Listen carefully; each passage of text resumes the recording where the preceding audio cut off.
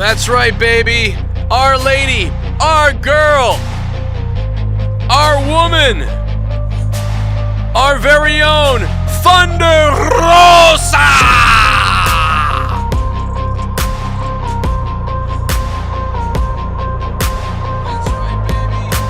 I am pumped up. Thunder Rosa, the new AEW Women's World Heavyweight Champion tonight in San Antonio, Texas.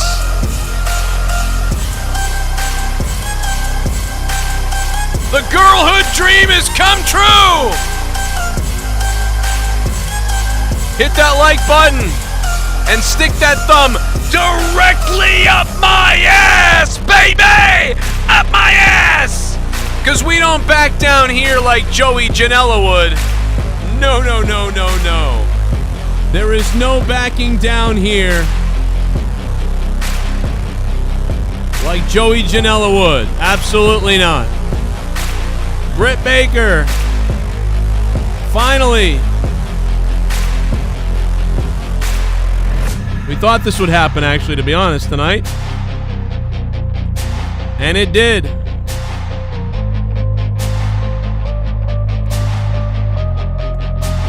How do you like that picture of me that I put up there? That was funny. Thunder Rosa! What's up, wrestling fans? I'm Joe Cronin! AEW with a pretty nice show tonight. Pretty good.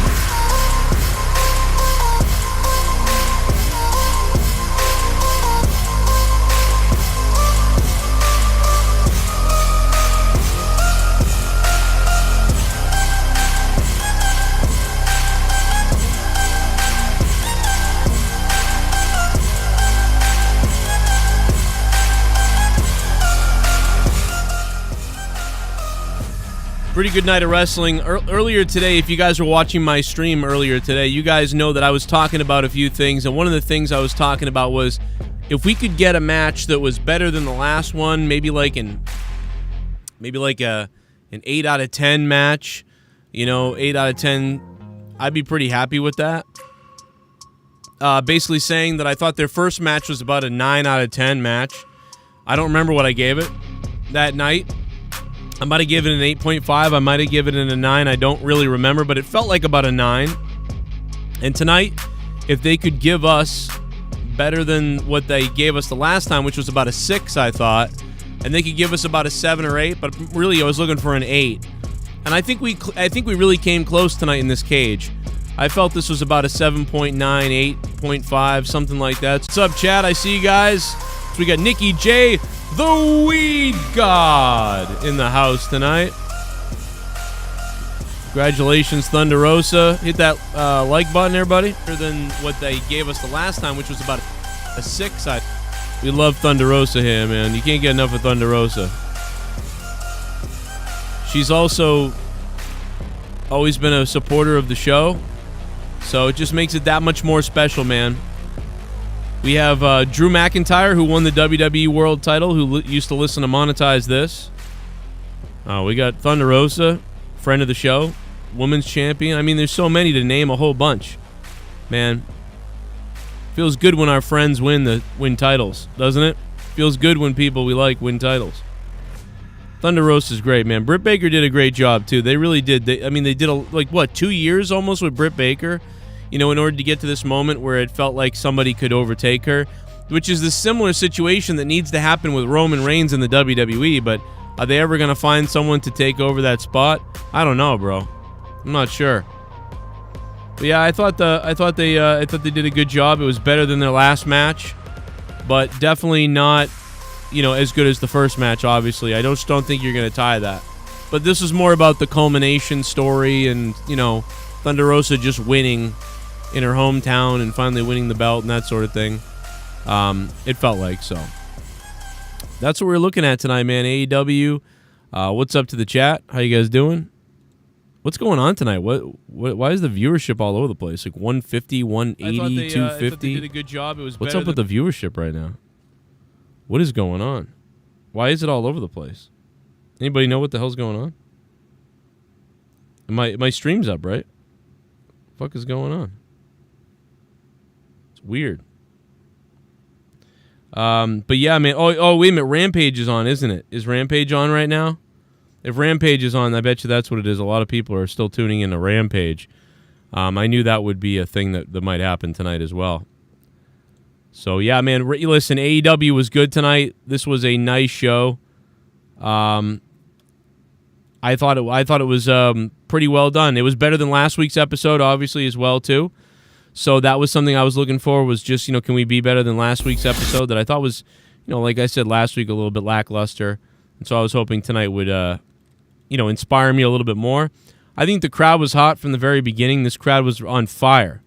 Like they were just ready to go, man. The crowd was pumped. So that was once again another thing that was exciting.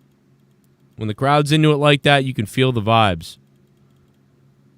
It's on at 11:30 after the NCAA basketball game. Oh, okay. I thought people were telling me earlier I thought Rampage was on today. I was like, really? What the fuck is Rampage doing on? Okay, that makes more sense. All right, that makes more sense. I was like, what? I don't remember it being on. Like, that doesn't make any sense. Yeah.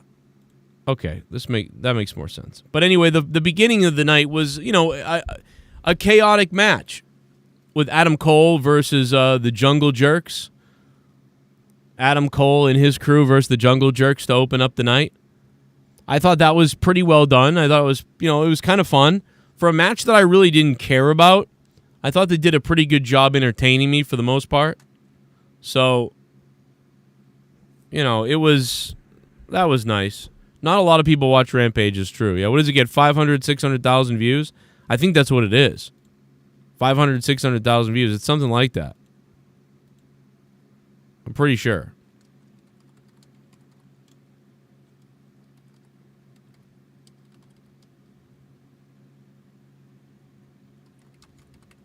Yeah, I looked up a couple of things on the info about that, and I couldn't figure it all out.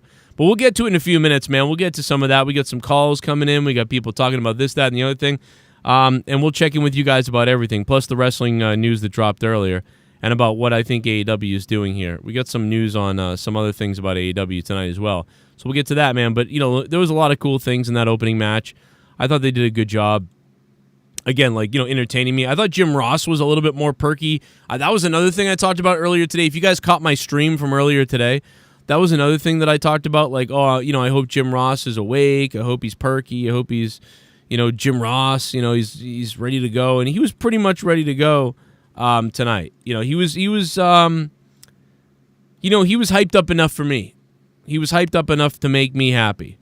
Sometimes, like I said, like last week and some other weeks, he's been draining a little bit. But tonight, he was pretty up there. He was up there enough for me to like.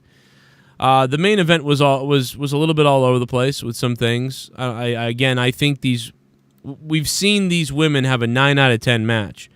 I think that they had a solid match tonight. I thought enough, or at least it was like fun for me to watch. I enjoyed it. I don't know what you would give it, like a 7.8 out of 10 maybe, 7.5. I mean, as far as a match, I was entertained by it. It was a little bit all over. They could have done a few other things, but they did some pretty cool things that I enjoyed. I was entertained by it. It could be my mood. I don't know if some people liked it more than I did, hated it more than I did. I don't know. But I personally pretty much enjoyed it, for the most part. I thought it was a good main event. And it was a different style than some of the other matches we had, I think, seen earlier in the night. So, this was a win. Because last week I think I gave AEW last week a 5 out of 10. Right? 5 out of 10, which is not the best rating last week. 5 out of 10 is not really the best thing, right? That's one of the worst ratings I give AEW is a 5 out of 10. And I gave it 5 out of 10 last week. So, tonight, man, I really got to turn that fan down. I just realized it's cranking over there. So tonight for them to, I think tonight's show is about a 7 out of 10. Maybe a 6.5, but a 7. I'd probably give it a 7, maybe. I got to think about it a little bit more. I got to, this is really important. My ratings are important. Dave Meltzer, my ratings are more important than yours. How about that? Well, what do you know? We got ourselves a new member. Oh, shit. Look who it is. And I got a member in my pants. Oh, man. Drew Bar, I cannot thank you enough, man, for being a member again, dude. Drew Bar coming in with 27 freaking months as a member down below, Drew Bar. Holy shite. Oh, yeah, I can swear. Holy shit. Drew Bar, thank you, man. That's fucking crazy, dude.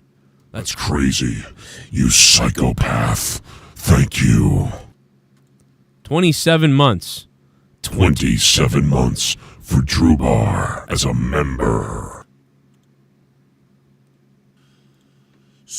Here comes a super chat party by Super Chat Party. Alex Oli. What's up, Alex? Oh, yeah? Hell of a main event. Rosa and Baker tear the house down. This crowd was hot. Props to Baker for being a great women's champ. 8/10 show. Rosa versus Deeb? Yeah, maybe Serena Deeb will be next, and maybe there'll be a rematch at some point with Britt Baker. I mean, that, you know, at some point a rematch could happen with her. Alex Oli, thank you so much for the $5, man. I thought it was a good match. I enjoyed it, man. I really did. Shout out to the Monetize This co-champ of Pure Country, Tex, who's in the chat. What up to Kevin Cash? I don't think anybody can take. I think Meltzer's ratings are paid for at this point, don't you think? Probably paying Meltzer, you know, for his things. Looks like my little lass needs a shaving. Oh, shit. The almighty weed god is here. Great show 10/10, but fire Aubrey, get out the way, let them wrestle. OMG 420 Blaze IT Joe. Dude, you know what? Nikki J, what up, Nikki J? The weed god. The fucking weed god, Nikki J. When Aubrey Edwards ran down to the ring, oh my god, dude, I cringed. I was like, oh no. Luckily nothing really happened, but it was just her coming down, like, oh god, it made me cringe a little bit. I was like, oh no. Oh boy, that would have been rough. Thank you so much. Good to hear you, Nikki J, the weed god. Smoke up, baby. But yeah, I thought the first match was good. What was everybody's favorite match tonight? Let me know your favorite match in the chat. I'd love to see what you guys are saying. And when you're letting me know what your favorite match is, do me a favor, especially if you're somebody that cannot donate live to the show. If you can't super chat me, you're not a patron, you can't do anything, at least stick the thumb up my ass and hit that like button. You know what I mean? That would really, really help me out, man. I had a crazy day today, bro. I got fucking laid off today. Again, like, I'm fucking jobless. I'm fucked. So do me a favor and hit the like button for me. Hit that like button and jam the thumb directly up my ass. No, I'm just kidding. They also took my kids away from me, too. And they took my family, and they took my car. No, I'm just fucking around, just making fun of Sean. But no, in all seriousness, it was a weird day, but not because of that. But I'll tell you one other thing. Man, look at the emotion on Thunder Rosa. You gotta love that. You gotta love the Thunder Rosa emotion, baby. Fuck yeah. She's fired up. Where's Ruby Riot? Maybe Ruby Riot, or Ruby Soho, rather, could try to challenge for the championship. You know what I mean? So maybe, because everybody's been like, now I don't know if Ruby Soho's injured. I don't even remember at this point. It's hard for me to keep track of everybody and everything that's been going on, but I almost wonder at this point. I'm like, man, is Ruby Soho fucking injured? Because we haven't seen her in forever. So I feel like I remember her maybe being injured. But if not, I mean, I don't know what's going on, you know? Yeah. Oh, shit. Oh. What if the turkeys ate us? It's the sound wave. What if they filleted 92. us? What if they killed us and ate our children? What if the turkeys ate us? What if they filleted us? If the turkeys ate us, if they had to hate us. Thanksgiving was a little bit different. Instead, the turkeys ate us. Yeah, they gobbled us apart. But first they'd eat our nuts, and then they'd eat our bud. the turkeys ate us? What if the turkeys ate us? I had no idea that this match was a year ago. The Thunder Rosa and Britt Baker was 1 year ago at St. Patrick's Day Slam. I had no idea. I thought it was like 5 months ago. Like, dude, a year went by? What the hell is happening to time? Could be because I'm 38, but 37, but I mean, time is just flying by. Soundwave 92 coming in with the turkey donation. Let's see what he's got to say. Soundwave, thank you so much, man, for the $29. I need a $75 sandwich, though. Good main event. Better than their Revolution match. Whoa! I am so happy for Rosa, but I was really worried Hater and Rebel would interfere after the ref got knocked out. Junior was actually awake for this match tonight, which helped a lot. 8/10. Yeah, JR, you can feel it when it's a big fight feel or it feels like a big fight feel. JR just goes off and starts losing it, man, and he was fired up tonight. Jim Ross was ready to call this show for the most part. I still don't think he's 100% ever anymore, for the most part, but Jim Ross was ready to call this one. He really was. He was fired up, or at least he seemed enthusiastic. There were times where some of the other guys didn't seem like they were talking a lot. I don't know what happened, but like there were times where it felt like I don't know, like Tony Schiavone wasn't there or something. It was weird. Like I don't know if anybody else noticed that, but I don't know. I felt like that, which is strange. It's usually the other way. Like there was, I don't know. And there was a couple times where JR kind of like said things that other people would say, and then they couldn't say it because he said it. Like he yelled Sting when Sting came out, but then Tony Schiavone never said a word. And I was like, what happened to Tony Schiavone yelling Sting? And I don't know. I thought it was funny because JR said Sting. So maybe Tony was mad. Maybe he was like, that's my thing. Fuck. No, what? I don't know. KB, yeah, shove it up my ass, man. What up, DH? Derek Hans is here. Serena Deeb could beat Jade for the TBS title by using her ground attack and exposing how green Jade is at pro wrestling. Well, she could maybe try to beat her on the mat. I mean, that'd be a good story. Man, how about that ending, man? Super kick Adam Cole. I thought the opening match was fun enough. And how about Keith Lee? Keith Lee, is he watching the show? Is Keith Lee listening to the Joe Cronin show? I mean, I don't know. All about that spine buster, baby. You know all about that damn spine buster. So here's the deal, my man. Should you go on Rampage this Friday and show up, guess what's gonna happen? The same thing. Me and Hobbs, we're gonna stomp you out like a light. Do you understand? Same thing like when I punched you in the face and you laid on the mat like a little bitch? See y'all Friday. Well, still to come tonight, our main event for the AEW Women's World Championship, Dr. Britt Baker, DMD, and Thunder Rosa. So, I mean, I'll give him some credit, right? Keith Lee, it wasn't like, well, I'll see you in the ring and we'll find out who is better. Like thank God he didn't do that. So, while it is, lame to be like, yeah, like you're a bitch. Someone said earlier, they were like, Joe, are you really happy with Keith Lee calling the guy a bitch? And I said, hey, listen, I am, because he didn't call him a bitch. He said you laid in the ring like a bitch. And I think that matters. I think if he said, like, yeah, I'll see you out there, I'll see your bitch ass out there, or I'll see you out there, bitch. Even that wowould be like, all right, I mean, like, call him a bitch. That's calling him a bitch. This is saying, he was laid out there like a bitch. Which, by the way, I think now the females are mad, but or female dogs are, but no, Keith Lee, that's better than anything Keith Lee's done so far. It's pretty basic and simple. Again, he's putting his fingers together like in this inquisitive way. Look at this guy Stark just losing it, and Keith Lee is just like, yes, I'll process this. What I would like Keith Lee to do. Like, you see, man, this is why you really haven't gotten anywhere here. You go around running your mouth to people and picking weird fights and all these other things, this and that and the other thing. The only reason why you have a title over your shoulder is because some washed up has-been gave it to you, in order to groom you as his little jabroni.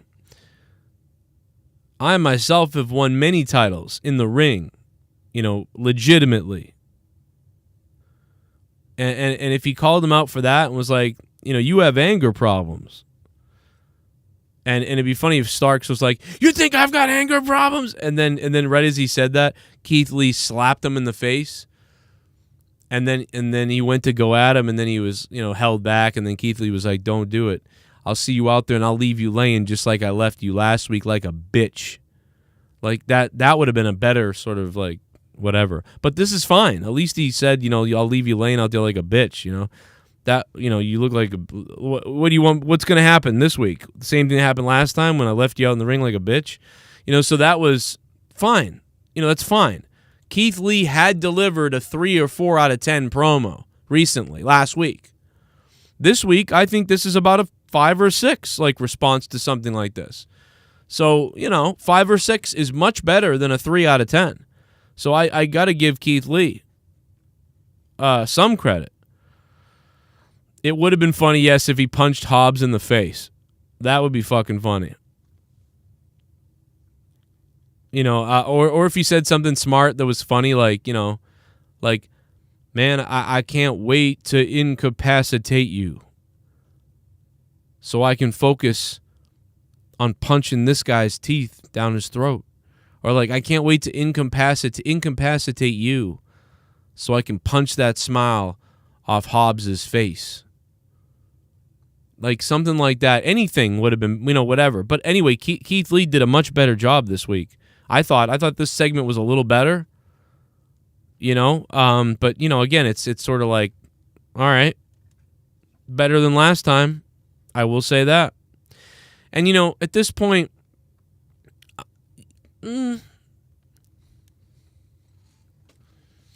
I would think about creating a tournament at this point. It wouldn't be King of the Ring, right? You can't do King of the Ring. That's done by WWE, but you can do, you know what I mean? Like, something like that. You know what I mean? I don't know what the tournament would be for. Maybe they already have one. I don't even remember it. And, put Keith Lee in something like that and have a bunch of guys go at it. I know that they've done the ring before. They've done the ladder matches. But, something like that where...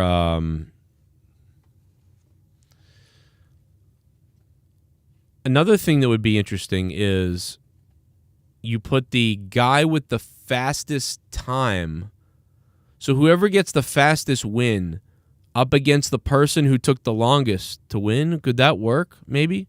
So like if you win a match in 2 minutes, 2 minutes and 20 seconds, you would then face the person who maybe took 7 minutes to win their match, if that makes any sense. And that's how you could set the brackets up. And maybe you could have that tournament for, whatever the fuck it is. King of something. Whatever the fuck. Champion of this, king of something. Somebody will come up with a better name than that. I just can't think right now and I don't care. But you know what I mean. And feature Keith Lee in it. And let Keith Lee get to the end with somebody else and decide, Keith doesn't have to win it. Keith Lee doesn't have to win it. But put him in, let's have a tournament. I think it's time. We need some kind of tournament. And not King of the Mountain, Jimmy Joyce, who gets sued by Impact. How about King of the Bedroom? Oh, the Owen Hart tournament's in April. That's a great point. What am I, fucking stupid?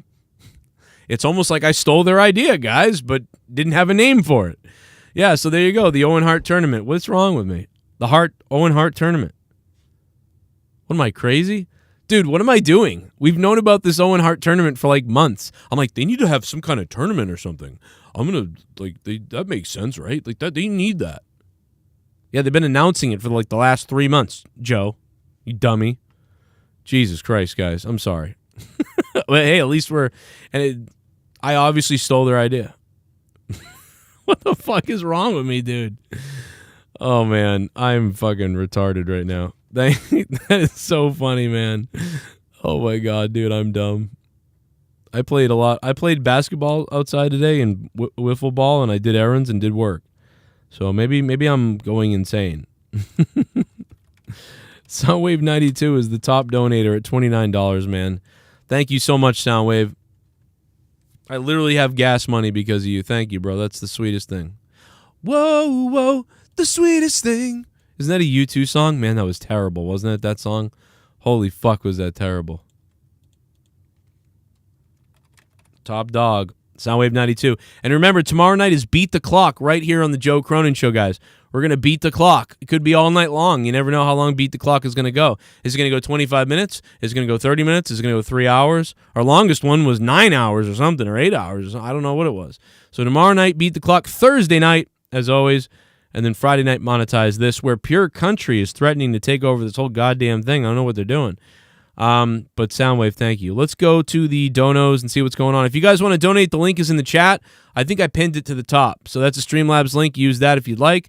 I get the money directly that way. Or you guys can use a super chat. You give Google 30% that way, but it's up to you, man. Whatever you have fun doing. Joe Tarded, says Soundwave. That's a great point. Put Keith Lee back in the skirt because he's a bitch, says Tex. Damn, Tex going after Keith Lee, calling him out. Let's see. Extreme King, all different types of matches. Ooh, Clips in. That's a great idea. Extreme King. The Extreme King. All different types of matches. Yes, right before every match. Every match is a tournament match. And before every match, they spin a wheel. And whatever it lands on, they go out and do. And it's like tables, ladders, and chairs. Ladder match. Chairs or last man standing or first blood match. Things like that. Oh, dude, that would be fun. Wouldn't that be fun? No one's ever done that, have they? Probably somebody has, right? Where did you get the idea from somewhere? Did CZW do that or something? I mean, every match is like that there, isn't it? But, yeah, that'd be kind of fun. That'd be pretty cool. That is pretty cool. I love that idea. Owen Hart tournament in April, though. Keith Lee would beat the dog shit out of whoever said that. Maybe. I don't like Keith Lee, but the people body shaming him, I bet Lee is in better shape than most of you in the chat, says Jessica Lorena. You're probably right, Jessica. Yeah, I don't really get the body shaming thing. Well, here's the thing, though. You got to think about it like this. Are you actually body shaming him, or are you criticizing that he might be overweight? If he's a little overweight, I mean, that's a real thing. People did it to Jericho. I think there's a way you can go about it. Being like, man, Jericho is gaining a lot of weight. What's up? That's okay to question that, I think. I think Jericho was unhealthy. I think he was drinking a ton. He was drinking a shitload. He looked like shit. I didn't like, though, when people, took weird stills of his belly and face, and they were like, what a washed up, it's like, that's not nice. What a washed up slob or whatever. But, that was weird. But, people that were like, I'm worried about Jericho, Jesus, Jericho don't look too good right now. Look at how good he looked tonight. Look at how he turned that around really quickly. I bet you he cut alcohol out for 6 weeks. I mean, this guy looks amazing. So, I think there's a difference between body shaming somebody and also being like, oh man, what's going on? Even me, I'm overweight right now. I lost all my weight. Remember when I lost my weight? I got down to 205. I actually accomplished some of my goals. I got down from 228 to 205. Now I'm 220 again. You know what I mean? And that's depression. I know what it is. It's depression. Every day when I feel desperate, like I want to end myself, I eat chocolate. A lot of food. I've been driving out to get chocolate last couple of weeks. To pound ice cream and chocolate. That's what I've been doing. I don't drink really that much anymore. I go out and pound chocolate. Chocolate. I crave it. I need it. I want to, and then after I'm done, I feel fat and gross. And I had just lost this weight. I just lost it. I was just 205 in February. Now it's March 16th. I'm 220 again. So I get it, But I was 205 live ready. That's right. I forgot about that. I was ready to be on 205 live. What did I do to myself? For the first time in history, it's gonna start raining men. It's raining men. Hallelujah, it's raining men. I'm smashed. I'm gonna go out. I'm gonna let myself get absolutely soaking wet. It's raining men. Hallelujah, it's raining.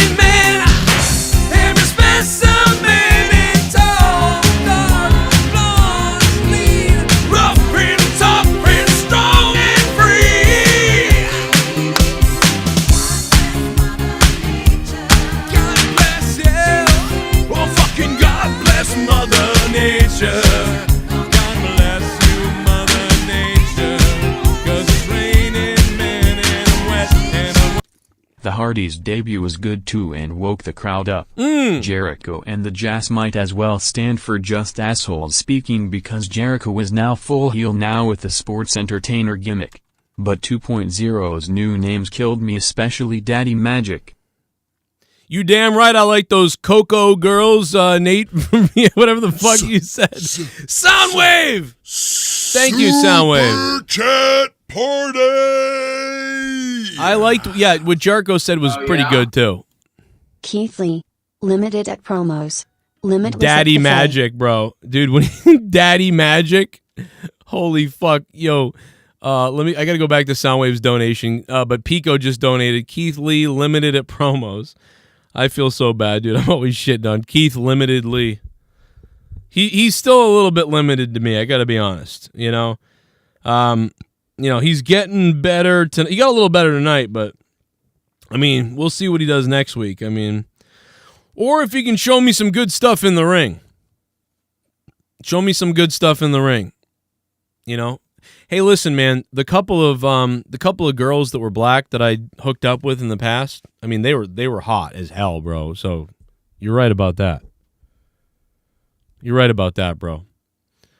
One of the girls looked kind of like a little bit like Alicia Fox almost. I think she was actually better looking, but that's me. So Nate from VA, you're damn right, bro. She was hot. One of them looked like kind of like Sasha and Leah a little bit, but like she was not white, you know? Yeah. So it's a type. It's got to be a type, you know what I mean? It's a type thing. I don't know. I actually couldn't believe it, the first girl, Nate. Why, Nate, do you know somebody? So if Leah leaves me, I have a backup in your area? Limited chocolate. What the fuck is wrong with you? I don't know. This girl liked me. I couldn't believe it. I was like, what the hell? She's like wicked. She's like a cheerleader. I remember thinking like, she's a fucking cheerleader. And she's hot. And she's black. She likes me. She likes my pasty goth ass. I was in high school. And I was still like dressing like a bit gothy and weird. You know? And I'm like, does she know that like I'm a fucking weirdo? Like, I mean, like, what the fuck's going on? And I found that out. I was like crazy. It was crazy. I'm like, that's awesome. This is great news. White girls are better. What the fuck? Joe, you need a little red velvet. I like red velvet too. Yeah, she's pretty. I like red velvet. I like a lot of people. I think everybody's a lot of times. You know, I think Sunny Kiss, you know. If I was in a room for a couple of weeks with only Sunny Kiss, something would happen. I'll just tell you, I don't care. I'm not looking for guys, but you know, Sunny Kiss. I don't know, man. Something feminine enough about Sunny Kiss that I'd go for that. Let's make it happen, Sunny Kiss, please. So Soundwave 92 we kind of steamrolled over his donation. Said the Hardys' debut was good and woke up the crowd. I thought he said in too woke. He wrote, the Hardy Boys' debut was good, too woke. And I was like, too woke? What were they doing? No, it woke up the crowd. The crowd popped when they heard the boom, boom, boom, boom, boom, boom. I mean, dude, how can you not flip out? So let's get to that point. Plus, did you guys hear the creepy COVID commercial about the pill? What the fuck was that? If you have symptoms of COVID-19, even if they're mild, don't wait. Get tested quickly. If you test positive and are at high risk for severe disease, act fast. Well, they're not wrong there. If you're at high risk for severe disease, I mean, they are, you know, that is true. But it was just weird. I was like, what the fuck? So Daniel Bryan and Moxley came out, and William Regal was good on commentary, and I enjoyed that segment. It went about as how I expected. What I didn't expect was at the end of it for William Regal to slap the fuck out of somebody. Dude, William Regal almost killed Yuta. Like, Yuta must have thought he was in one of those slap contests. Like, he got absolutely friggin' waffled by William Regal. I thought this match went on way long, by the way. Credit to Chuck. Those are the two. Dude. A dream tag team. Listen to this. Listen to this hit. How do you improve on that? Kept coming back time after time. Moxley and Danielson now a perfect. Dude, he slaps the shit out of Yuta. Like, I mean, I couldn't fucking believe how hard he hit him. Listen to this. Tell the story. Listen to this. Maybe Wheeler's looking for work. Oh my God!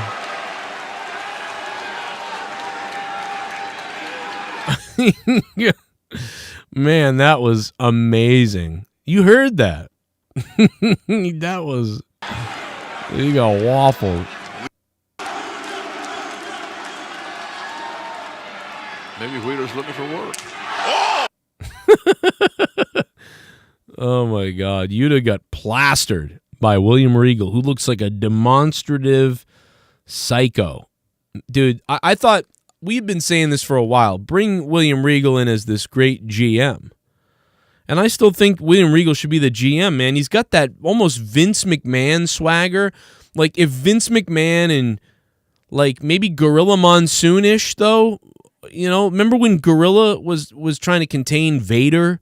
Like that sort of thing, like this, like, man, I just buy him 100%. It was great. There was a weird interaction with, you know, the Starks again telling, hey, go kill these guys, you know, to the Acclaimed. Thought that was weird.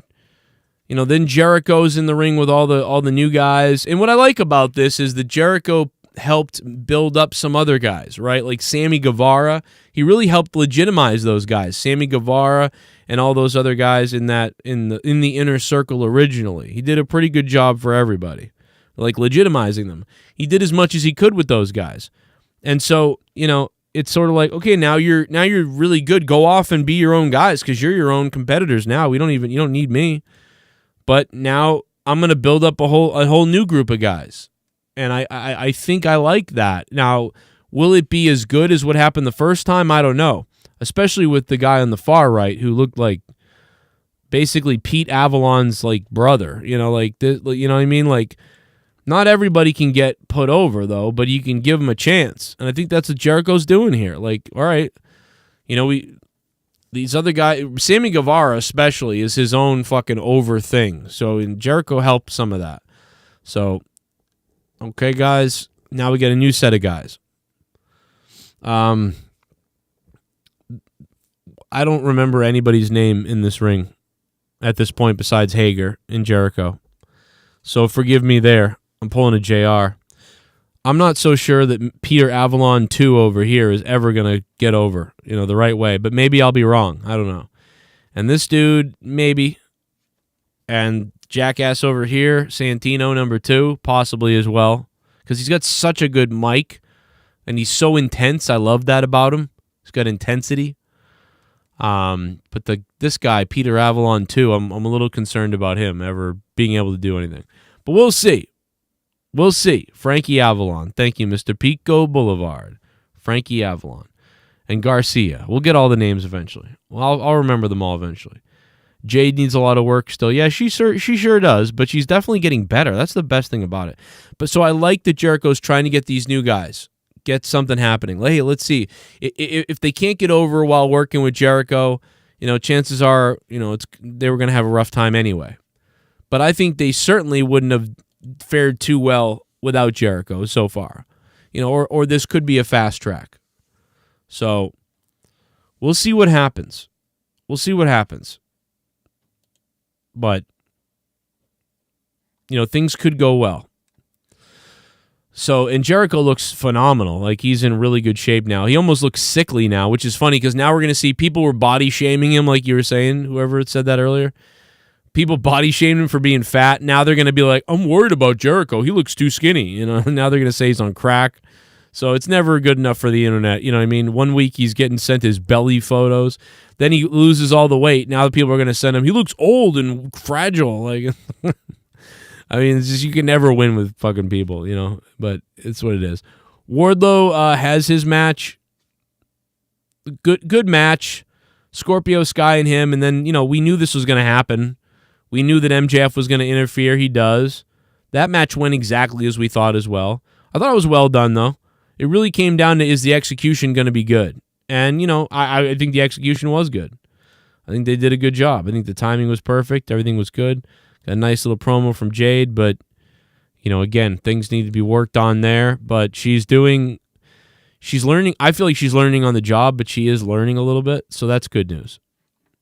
Beautiful green hair, beautiful woman. Then the Hardys come out. Let's hear that pop. Let's see how awake the crowd gets for the Hardy Boys.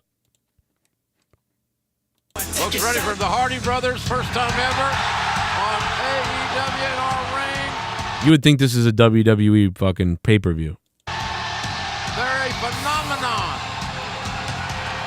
And their opponents from Cameron, North Carolina, at a combined weight of 445 pounds, Matt and Jeff. It's deafening for the Hardy Boys! The Hardys are brothers from North Carolina. I met them when they were both teenagers. I've called their matches in several decades, and they're still young as hell. I love that the JR brought up some personal facts of the Hardys during the match. That was nice. Pretty good match with Private Party. Couple of funny moments. Jeff had some fun moments. Some people mentioned Jeff looked a little bit slow. I mean, he did look like he was wrestling like an indie match, like, hey, let's take it easy. He might have a little bit of an injury, too, by the way. He hasn't really been wrestling much, and he might have a little bit of an injury. I don't know if that's true or not, but he was moving a little bit slow, but it was nice. I thought the match was nice. I thought it was good, solid Hardy Boys stuff. So I thought it was nice. I thought it worked out good, and they did the right thing. And then we get to the main event that we've all been waiting for. It's the cage lowers. Listen to this. Rosa. Thunder Rosa Here comes the cage coming down from the ceiling. Great dramatic here. has been waiting a year for this. A year to get Britt Baker. The last time they Love the toms and bass drumming as the cage is being lowered. Feels like something big's happening. Similar to the WWE playing that dun, dun, dun, dun, dun, dun sound that they always play starting around 1998 whenever a cage would be lowered or a big main event was about to happen. I love that pulsating noise that would play before the match starts or before the introductions happen. It's a great, great dramatic build, and AEW does something similar here with the thumping of the toms and bass drums. Last time they met, it was the match of the year voted on by TWI, Pro Wrestling Illustrated. An amazing honor. Can't wait to see this. Cannot wait. Great stuff. What a shot going to commercial. I thought that was really good. Production-wise, it was just something extra, something nice that I really found value in. It got me excited as they went to the commercial break. Thunder Rosa comes out, dressed up. San Antonio hometown, some heritage stuff there. Throws the hat, almost doesn't make it, and it does make it into the crowd. It was perfect. Thunder Rosa, I just love her so much. We've loved her since we saw her in Lucha Underground. We've just loved her since the beginning. And then certainly her being great to us, coming on the show a couple times, tweeting out the show several times. I mean, I love Thunder Rosa. She's a friend of ours, and it's just beautiful to see her do this. It's so beautiful to see her do it. So I just, man, I know maybe I'm a little biased, and maybe I'm a little bit, little with a tear in my eye. As I'm watching Thunder Rosa. So, because I really, really care about her a lot. So, watching her do what she did was wonderful for me. I'm sure Jake was watching. Maybe Jake was watching. I don't know, actually. But if he was, I'm sure he was excited as well. She was super, super nice to us. And, man, it was exciting to watch her be able to do that finally. You know what I mean? Oh, God, it was great. Just to, bring up how special, Thunder Rosa is. I mean, there's so many good examples, but, let's go to the donations, because I've been trying to hit the button for the last few minutes. Looks like my little lass needs the sound wave's back again. Another thing that I wanted to point out was Britt Baker wearing NWO white and black as a tribute to Scott Hall. That was awesome. The crowd though really made the show better, especially for some moments like Huta's moment with William Regal. Oh, yeah. Yeah, no, that was great as well. I loved that moment as well. Yuta's moment. No, actually, we just brought it up. That's so funny. Yeah, we literally just brought it up. So, absolutely. Like, I mean, I thought that moment was great. It was such a loud slap, as you heard. I just played it a few seconds ago. Soundwave 92, thank you, man. That she, he got the shit slapped out of him, man. Like, it was waffled. He absolutely waffled. Let me see here. Let me see.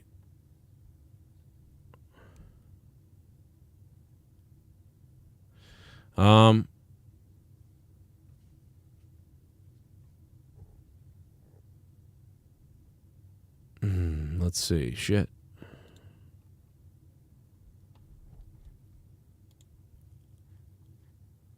Okay, let me play the dono. I'm sorry. Thank you, Soundwave. Super Chat Party! Mr. Pico Boulevard. Oh, yeah? It's not going to play?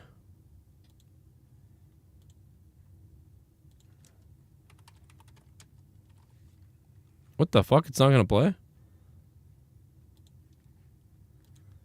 Regal should lend Nyla his man theme. Oh, my God. Oh, my God. That is just terrible. That is awful. You sick bastard, Mr. Pico Boulevard. You are a sick, sick individual. What is wrong with you? You are a sick person. That is so messed up. That is that is messed up. That is messed up, bro.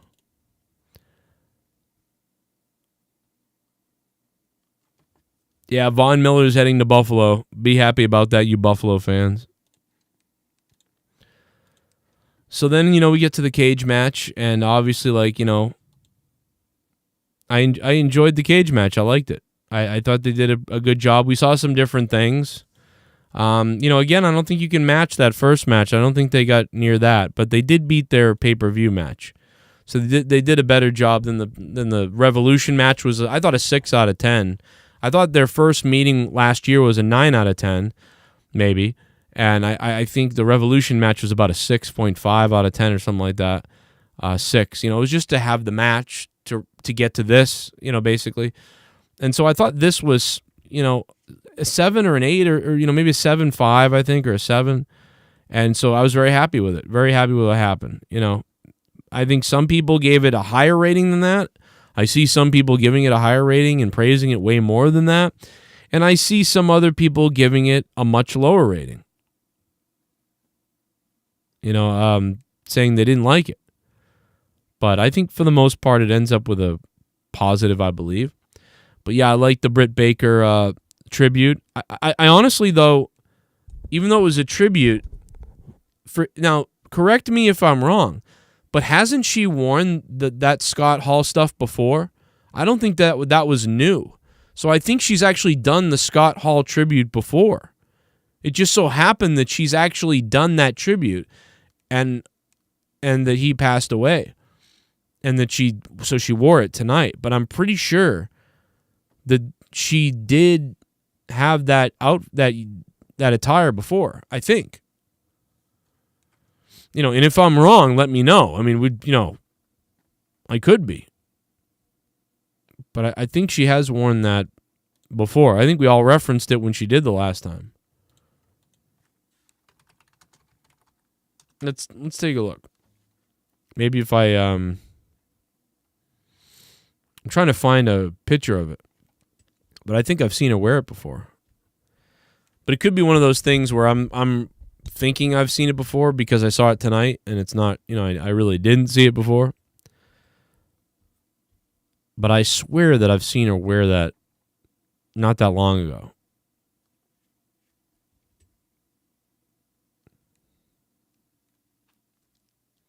I mean, I know she's worn a white outfit before, but this was like for sure like a Scott Hall, NWO Scott Hall, like exact.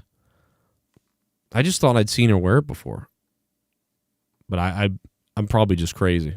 But it was awesome tonight. It looked great, and I was like, oh, that's cool. She looked great. I like Britt, you know, and she kind of wrestles like a bit like Scott Hall, you know. Like, she kind of lurches in the ring sometimes, too. Scott would sometimes raise Ramon, would sometimes kind of walk a little bit lurchy at times. And he was like a big dude. Usually, a lot of times bigger than people like, Sean and people like that. And he would kind of lurch walk. You know what I mean? When he was staggered, he would walk kind of like lurchy almost. She kind of has that same look. And she's not like the most agile. Like, Scott Hall could do agile things, kind of. Like, he could run up on the buckle and do something kind of, but not he really didn't. And she reminds me of that. She very much reminds me, and I think we've all said this before, that she kind of has a Scott Hall vibe to her. You know?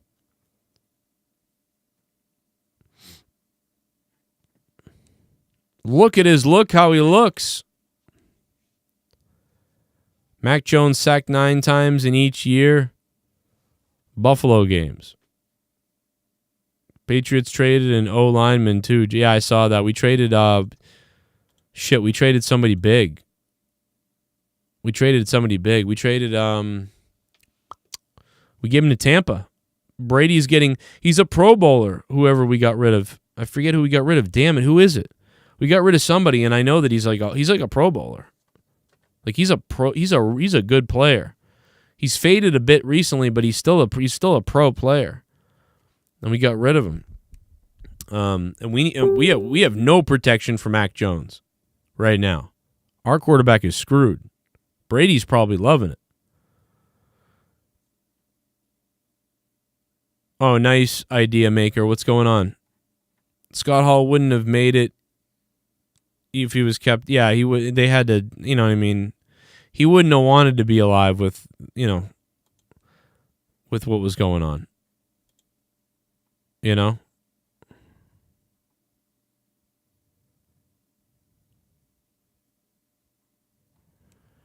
Do.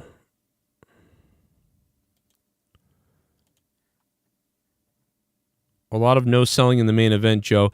All right, so here's what I'm glad you brought that up, because I think you're right, but I sort of have a I sort of have a not an excuse for that, but I'm sort of understand what happened there with the no selling a bit, with why some of that went down like that. Here's what I think it is. I really believe this. I think the no selling was some of the no selling, or like at the end, Britt Baker got hit with something, and Tony Schiavone tried to like sell it, and she didn't. He was like, I don't know if Britt's going to be able to do anything after that. And Britt just rolled right out of the ring, grabbed some thumbtacks, and was like, hey, ha-ha, and then jumped in the ring. And I was like, oh. And Tony Schiavone probably felt stupid, like, oh, I shouldn't have said that. And so does anybody remember that part of the match? Anyway, so I believe the reason for that is because they were rushing. They didn't have a lot of time to do all the things they wanted to do. I think this match needed about 6 more minutes than it had.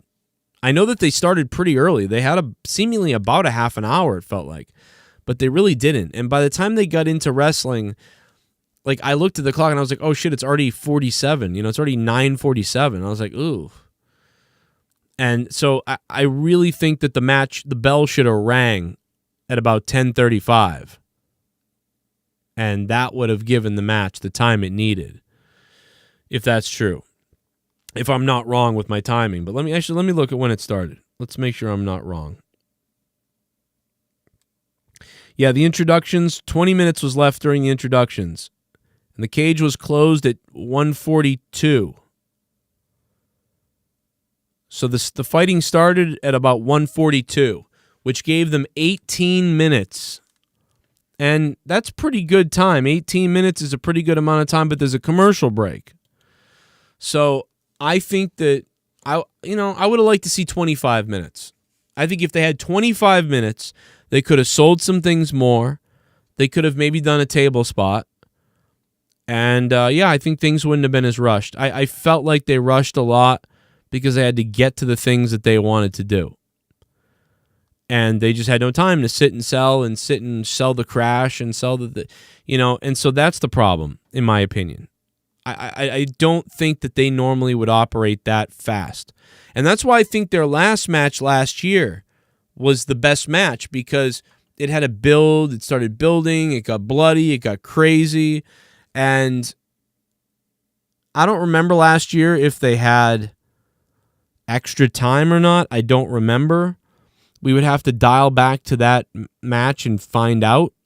Is it on YouTube? Hold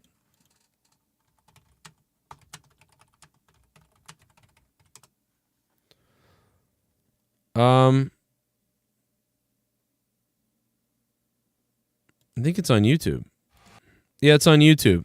Oh, actually, I mean, their match last year... Shit, their match last year was 18 minutes, I believe. It was the exact length as this match.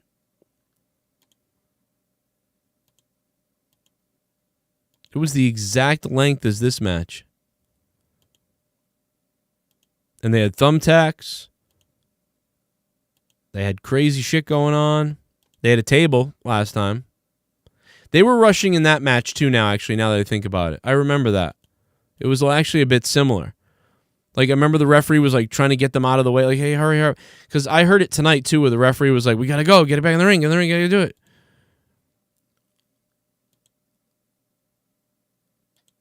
Now, one thing that I do want to say about last year's match that looks to be different, there's no commercial break. So there was no interruptions, no commercial breaks. Or if there was, it was edited out of this guy's video. So that would mean the match was actually longer. This year's match was 18 minutes with a commercial break. Last year's match was 18 minutes, and I don't see a commercial break. So that's a big difference right there. But, they look like they were rushing a little bit last year, too, now that I look at it. So, that's just about TV time. I didn't notice it as much last year, but I noticed it tonight, that they were rushing things. Yeah, it sucks, man. More people are getting blood clots now at younger ages than ever, because of our lack of exercise and stuff. I don't know. I mean, I need more exercise. I'm worried about me having one, I sit down a lot, I drive a lot. Or I do things, when I'm at home, always sitting down. So yeah, it's a scary thing. That jackass no-sold Bryan Danielson's kicks, yeah. Jericho's promo was good. He really understands the importance of character and story. Yeah, man, and he's always looking to help build up somebody else too, and he's always got a reason behind all this stuff. So it's good. And he may have to lose, like he said he might lose Judas. He might have to do that. I don't know. But thank you, man. If you guys want to donate, the Super Chats are on down below. Drop some Super Chats. Keep it rolling. Let me know what you think. Hit me with what you think. If you like my show, drop some Super Chats and support the channel. We can keep doing this more often or keep it going as long as possible. Or use the Streamlabs link at the top of the chat up there and let me know what you guys think about AEW tonight and Dynamite. I want to hear from you, and click the like button if you got a second.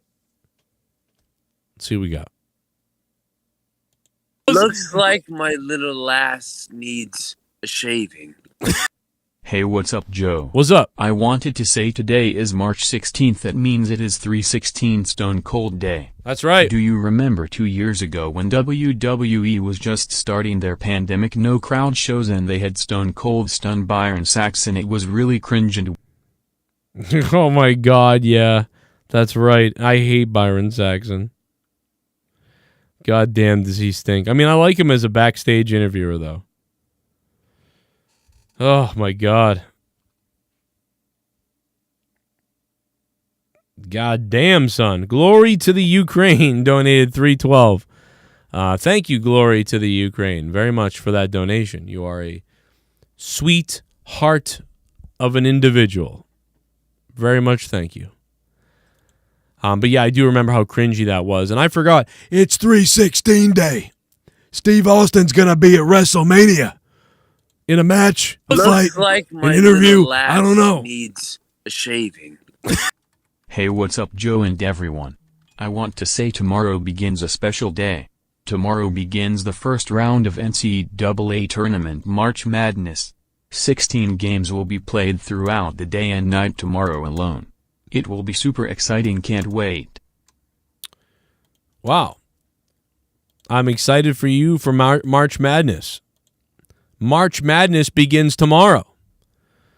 Shout out to all you crazy college basketball fans, man. Hope you guys enjoy March Madness. I just don't watch college basketball anymore. I used to. Back in the 90s. But like the late 90s was the last time I really paid attention to that tournament. I have no time. I can't even see Bruins. I saw the Bruins game tonight, like off and on. I can't even catch hockey games. I have no time. And then the Bruins finally got beaten tonight, so they were on a 12-game winning fucking, it was crazy. I'll tell you what, the Minnesota Wild were tough though. They were tough tonight. The Bruins need someone to fight. They need some tough people. They don't have anybody tough enough right now. The Bruins are like Montreal Canadiens of the years before. Thunder Rosa becoming the AEW World Women's Champion. Just what a story. Look at that face. Look at that face. Just a beautiful story here tonight for them and during AEW. Oh, I heard from Jake DeMarco texted me.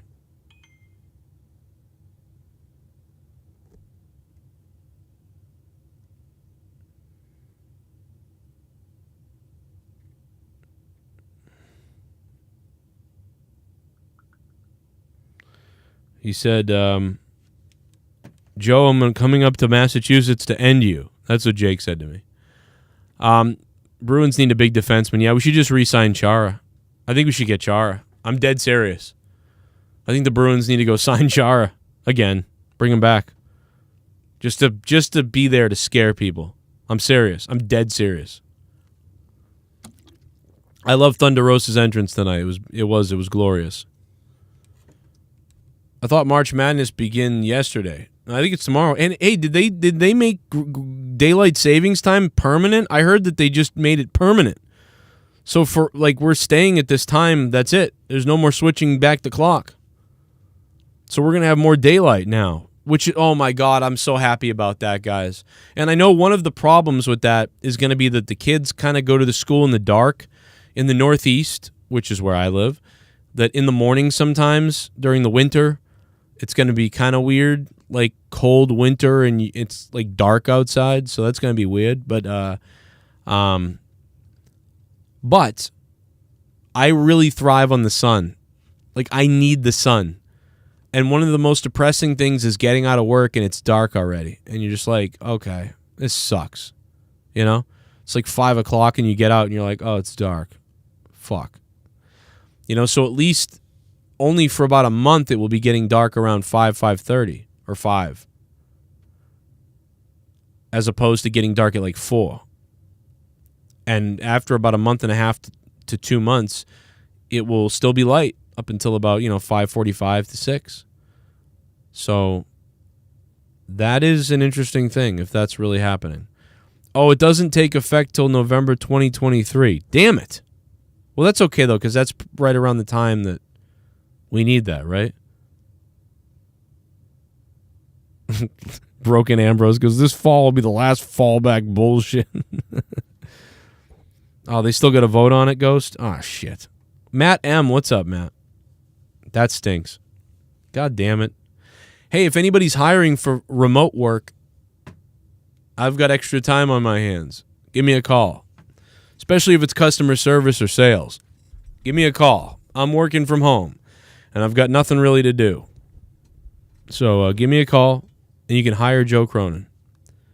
And I'll sell your coffee mugs I'll sell your Bruins coffee mugs. You probably need a coffee mug. I hate getting off 5, 6, and 7 and it's dark. Yeah, it's just depressing. I need the sun. I really do. When like some days when I don't feel motivated, or when I'm feeling like really not motivated and I can't get myself going, I swear to you, I stand outside in the sun. And I stand there and I just sit in the sun for like 3 to 5 minutes. And I feel like I'm alive. The beautiful sun, I feel like I'm being like powered up, you know? And that could be a sign your body's telling you like you need vitamin D or something. But I'm loaded on vitamin D all the time. I don't think it's that. I think there's something else that the sun just does to your body. And it tells your brain like it's awake time, it's time to go. And on those dreary days when there's like weeks of dreariness and dark, I start feeling like fucking crazy. And I need the sun. I could never live in London or Seattle or somewhere like that because I would go nuts. I would become homeless, I think. I'm dead serious. The warmth and the sun, I need them. Even if it's winter time, it can be cold in winter and all that stuff. But if it's sunny out, that's okay. I just need to feel the sun and see it. But when it's dreary for like more than a couple of days, like that sucks. That's not good. I don't know what it is, man, but I start shutting the hell down. It's really crazy. What up, Raw Dog? There's a lot of things out there that I can do. It's just, it's the vitamin D, says Elitist. I don't know, though. I take vitamin D every day. I'm taking like 5,000 whatever UIs or whatever the fuck they call it. I'm taking a shitload of vitamin D. Vitamin K. But I don't think anything can replace the natural sunlight. I just feel that way. I think there's other things we don't even know about, I feel like there's other things going on when the sun hits me. It's not just the vitamin D. It's more than that I'm absorbing. I think I should let I'm starting to think about like laying in the like window naked so the sun like floods my cock and my privates. Then maybe my like dick will get even longer and crazier. Like I feel like my cock has never had the sunlight. You know what I mean? I need that. I think my privates need the sun. And whenever I felt myself getting an ear infection, if I ever felt like I was getting an ear itch or an infection, which happens because I'm down here in the dark a lot and I'm wearing headphones all day long, whenever I feel it, and what always happens is my ear starts getting a little itchy, and then I'm like, oh, and it's itchy for days, and then I get an ear infection. And the doctor's like, do you wear headphones a lot? And I'm like, yeah. He's like, that's what it is. But whenever I feel like I'm getting that, you know what I do? I go outside and I stick my head in my ear in the sun, and I like pull my ear out so the sun goes into my ear and my head. I swear to God, it kills all the bacteria, like in whatever's in there. I don't get ear infections anymore. I used to get them all the time. The first year in this house, I was getting ear infections like crazy. And now when I feel anything like that, I go out there and I do that. Plus, I douse these in baking soda and shit like that too, but I wash them and things. But little tip, if you ever have headphones on like this for long periods of time like I do, you're going to want baking soda and you're going to want to sterilize the headphones. About every couple weeks. Never thought about that. It's true. Dark room. This room doesn't have a window. There's no sunlight coming in this room ever, right? It's the reason why people were asking why I've been in my bedroom the last couple days. It's because when it's really cold down here in the daytime and it's nice and warm upstairs, also I love being in the sunlight. So I'm like, you know what? I'm just going to do a stream from inside my room, inside my bedroom, to get out of the basement so I'm not in the dark basement, So when I was doing my stream earlier today, that's why. Now I had I did have the filter set so that it did look a little bit darker, but my room, it wasn't this dark. I don't know why on stream it looks this dark, but earlier today when I was streaming it's not this dark. It was brighter. Like, the sun was beaming. Actually, when I was making fun of joking around when Gavin got home from school and I put the camera outside, You know, you can kind of see how bright it is outside. But this camera is kind of like getting a low contrast or brightness. So it's really bright outside, though. But this camera is terrible, the camera that I have upstairs. So you can see him coming home from school. But, yeah, it was nice out. And this sun just beaming in on me, I just loved it. So, yeah. Why am I ranting about this, though? Just intoxicated. Oh, my God, Paul, that was funny earlier, if you're still here. Paul was calling Just Incredible, Just Intoxicated, and Just in Prison. That shit was funny. March Madness, thank you, man. And Soundwave 92, thank you for the $29, man. I think Soundwave is going to be the top dog tonight. I don't think anybody's going to topple the top dog of Soundwave 92. He simply is a beast. Absolutely. You want a piece of this, Tex? You want a piece of this pure cunt country? Well, why do I want a piece whenever I already own the whole pie? What are you talking about? I can't hear you with your fucking shitty connection out there in Bumblefuck, Texas. Can you hear me now? There you go. I said, why would I want a piece whenever I already have the whole pie, Joe Cronin?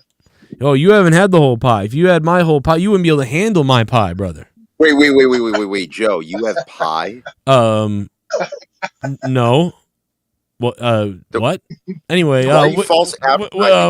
what'd you guys think of the show tonight? Show was decent. It was okay. It was an AEW show I actually enjoyed. Wow. So. Oh, my God. Fucking Tex liked an AEW show. This is crazy. Yeah. I credit where it's due. I mean, if I criticize, I have to compliment, right? Holy fuck, bro. There was a lot of enjoyable stuff on it. So, yeah. Now, all right, let's go to Rastafa. Rastafa, what did you think, man? Well, personally, I thought it was a good show. Mm-hmm. I mean, you kind of said this before, but I was just like, I wasn't a fan of the cage match as much as I was the match that he had the previous year, but I did like it. I actually, thought they busted her ass and you got everything you wanted. And I kind of figured that Rosa was going over, based upon, the way it was set up and also the interview that she had earlier today on Busted Open. So I thought it was decent. Hardy Boys are back. So it's cool. They're definitely going to be working with Private Party a little bit more. Definitely try to build up their street cred. Still continuing the Hangman Adam Cole storyline. Again, it's all just a progression of what we've been seeing over the past couple weeks. So again, for me, a decent show. I gave it a 7. Yeah, that's what I'm giving it to. I agree. I'm right there with you. Yeah. I mean, I thought about it a little bit. I originally said 7.5, but I think I'm going to go 7, just because it was just basic. But you know what? And that's good because I think I gave last week a 5, and so for me, this is 2 points better than last week. I'm pretty happy with that. Yeah, and again, we have the continuing development of the JAS, the Jericho Appreciation Society, which I still think it's comical and it's gonna have to grow on me. Yeah, it's a little weird, but I it's like I get what he's doing and I like that, and I like I like it. Yeah, he's stealing your idea. What do you mean, my idea?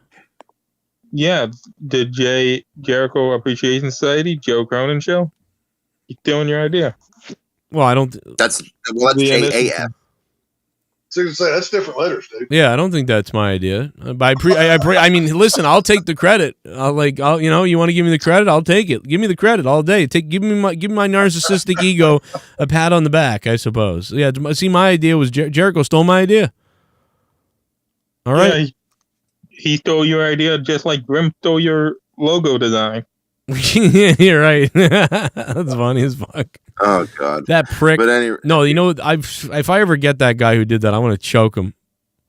Oh, hey, dude, why did you make my logo? Why did you make Grimm's logo the same as mine? I don't know. That's the graphic I had. Yeah, but you already made my logo with that font. Now it looks like I stole his font.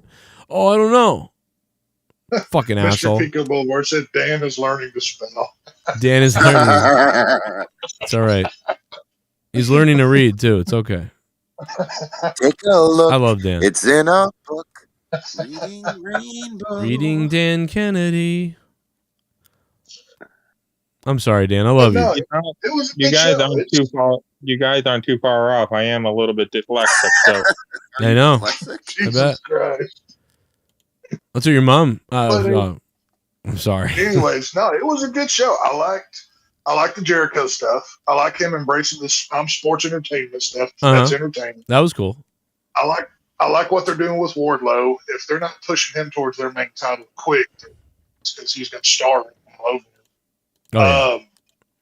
The Hardy stuff with Darby and Stang was good. That was probably my favorite. And Thunder Rosa winning the title, I thought was cool as well. I mean, I thoroughly enjoyed the show. So yeah. Well, and it was not too far from you, so it adds a little extra Texas to it, you know.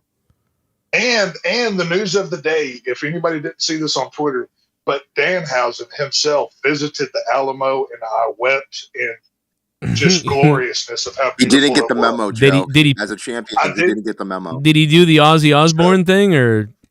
No. Danhausen's a good guy. Ozzy he needs to be banned forever for that. He respected the Alamo, and yeah. I shit on it too. They didn't see that. Shout in! I pissed on the Alamo. It was cool. It was like I said. I like this product. Could use a little more sports entertainment than work rate wrestling stuff. So I like it. Yeah. I like where it's going. I liked it. I liked it too. I thought it was good. 7 out of 10. Thunder Rosa, beautiful. They both bled. I don't know, but I don't know, Ristov. What else? You got something to say? What do you want to say? Yeah, I was just gonna say, I wanted to talk about the Warlow Scorpio Sky finish. For whatever reason, that just fell flat for me. Something weird happened. Did you notice that? It looked like MJF mistimed something, or I don't know. No, for me though, it was okay, he gets knocked into the post, so he's dazed and confused. I get that. He should have been bleeding, is what should have happened. Yeah, I was about to say, I was thinking maybe Scorpio Sky's going to go for his finish, and he did. He just went for a roll up, and it was this awkward 1, 2, 3. Now that's where I'm wondering. I'm wondering if they were looking to go for a hard way, sort of a little cut or something on Wardlow, and it didn't work out. But that's, I don't know. I might have been overthinking it and being ridiculous. I mean, all you need to do is go into the post. I thought it was fine, but like you said, yeah, I wish that he got hit. So wait a minute. Did he get punched by the ring? Didn't that happen before? That came later. That came later. But before that even happened, again, I want to actually talk to you about this. What are your feelings right now of wrestlers getting chair shots to the head? Because unfortunately, I don't really think it's even needed. No, I was actually thinking they do need them. I was thinking what AEW does a lot, which I think is ridiculous, is they do the whole here's my back, hit me. And I'm like, why does AEW do that so much? Because, WWE does that, but they don't need to do it. But AEW in the past, every once in a while, there's a chair shot to the head. And so I like that. I like that most of the time they don't do it. I understand the concept. Yeah, no, you're good, man. You can go ahead. No, I'm done talking. I finished. No. I was just gonna say, I understand your point of saying, taking a chair shot to the head every once in a while, and thank God he put his hands up. But I didn't, for whatever reason, because remember, we were just coming off of the match between MJF and Punk, where again at the end of the match, Warlow had the ring, couldn't find the ring, all of a sudden finds the ring, cost MJF the match. So there's obviously heat, and we're gonna get a match between those two, but I didn't think it was that serious to do the chair shot to the head, at least not yet. Still being a thorn in MJF's side, and then for whatever reason, then cause for the chair shot to the head and really bludgeon him and try to take him out the game for 2 weeks or something like that. Make it. Wait a minute. More. So he should have been hitting the head later tonight in the head? No.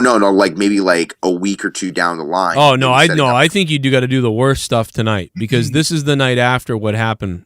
If that's the case, they should have laid him out in a bloody heap, just in the middle of the ring, and just left him for dead. They could have done more damage to this dude. Well, I'm just but just think about it. And you're right. Maybe they should have done more. You're right. But I mean, if there was going to be a night where you hit the guy that way, it wouldn't be next week. It'd be tonight, because he's the. No, it'd be tonight. But I was expecting more, and just the way that finish of the match happened, I don't know why. I just felt it just really just fell flat to me, and then everything after that, I mean, although it was needed, wasn't. Well, we got we got two chair shots to the head tonight, right? One to the side of the head in Thunder Rosa's match, and Oh yeah. But I like that because I was like, oh yeah, because I was actually thinking that like there's not enough headshots, which by the way, I don't mean there's not enough headshots all the time, but I just mean like, so, they haven't had one in a while, and it starts to be not believable that, oh, we're always hitting someone in the back. It's ridiculous. So I like that tonight they were like, okay, here you go. Like we're getting real. And it made sense. In MJF's case, of course, he's that mad. He's going to hit him in the head. And of course, Thunder Rosa and Britt Baker. So, but yeah, so I think I actually think AEW is the perfect amount of headshots. It almost never happens, but it does happen. And in WWE, it never happens, but you can hit someone in the head with the steps. Makes no fucking sense. Yeah, and that's another arguable point about, talent, taking other weapons and all of a sudden, like even a ladder. Yeah. And bashing them in the head. I mean, that makes no sense to me. And chair shots are apparently just the enemy. Yeah, a chair shot is not as bad as the stairs could actually hurt you. Like the stairs could, like, they're impactful when you just bump someone in the head. Like, but a chair, a chair's bad too, but it's not. The stairs just feel more dangerous because you have less control of the stairs. You have more control of the chair. Yeah. And for anybody that's swinging a chair, they should be swinging it, holding it hard, and then at the last second, letting kind of almost go of the chair as they hit the person. That's the key to a chair shot. And then letting the person put their hands up. Yeah. I kind of find it hypocritical that the company that will let somebody do a freaking tombstone pile driver on the steel outskirts of the ring, or let somebody flop over a steel cage, do all of the hardcore stuff that they do. They have a problem with the headshot. That makes no sense. Well, it's because I'll tell you why. It's because of the concussion stuff. Because of the concussions, they're worried about headshots. You can get just as many concussions by as doing any of the things I just said. Well, look at the. So, but let me give. Was the guy that? But there's there's kind of a mathematical equation here, right? Like how many wrestlers in the past 20 years have been taken out by a tombstone, or how many medical injuries have there been via tombstone? It's like none. You know what I mean? Almost. And so because of that, I think that's what it is. One guy or two guys gets a broken neck or a busted head, that changes. Or at least not from a backyard wrestling perspective, What's the move? Canadian Destroyer or Panama Sunrise, whatever it's called. Yeah. One slip of that, you're never right again. I would say that's worse than a chair shot. And I mean, that is a weird move. That is one or the other. You know what I mean? It's getting to be. You're right, and it's getting to be a bit of an. My only problem with that move is I think it's overused. I think. Oh, it is 100%. Yeah. Yeah, but you're right. Everything's got risk in this game, and so I don't understand the no chair. Yeah, another thing that also kind of puts me at a place of confusion is again. I mean Aubrey Edwards. God bless her, she's hardcore. The fact that you're able to do a 3 count in the middle of thumbtacks. Remember, what wasn't it last week or at Revolution? The referee had to count into the thumbtacks, and he was like, "Ow!" And you could see him counting in. It was hurting him. It was pissing him off.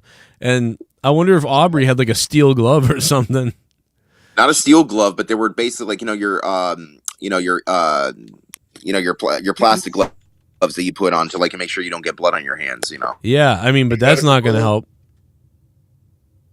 I thought it was crazy. Plastic glove, no, rubber glove. And by the way, if I'm a referee, I'm just moving a little bit over and I'm swiping away the tacks for a second. But she didn't even do that. She went right to the pile of tacks.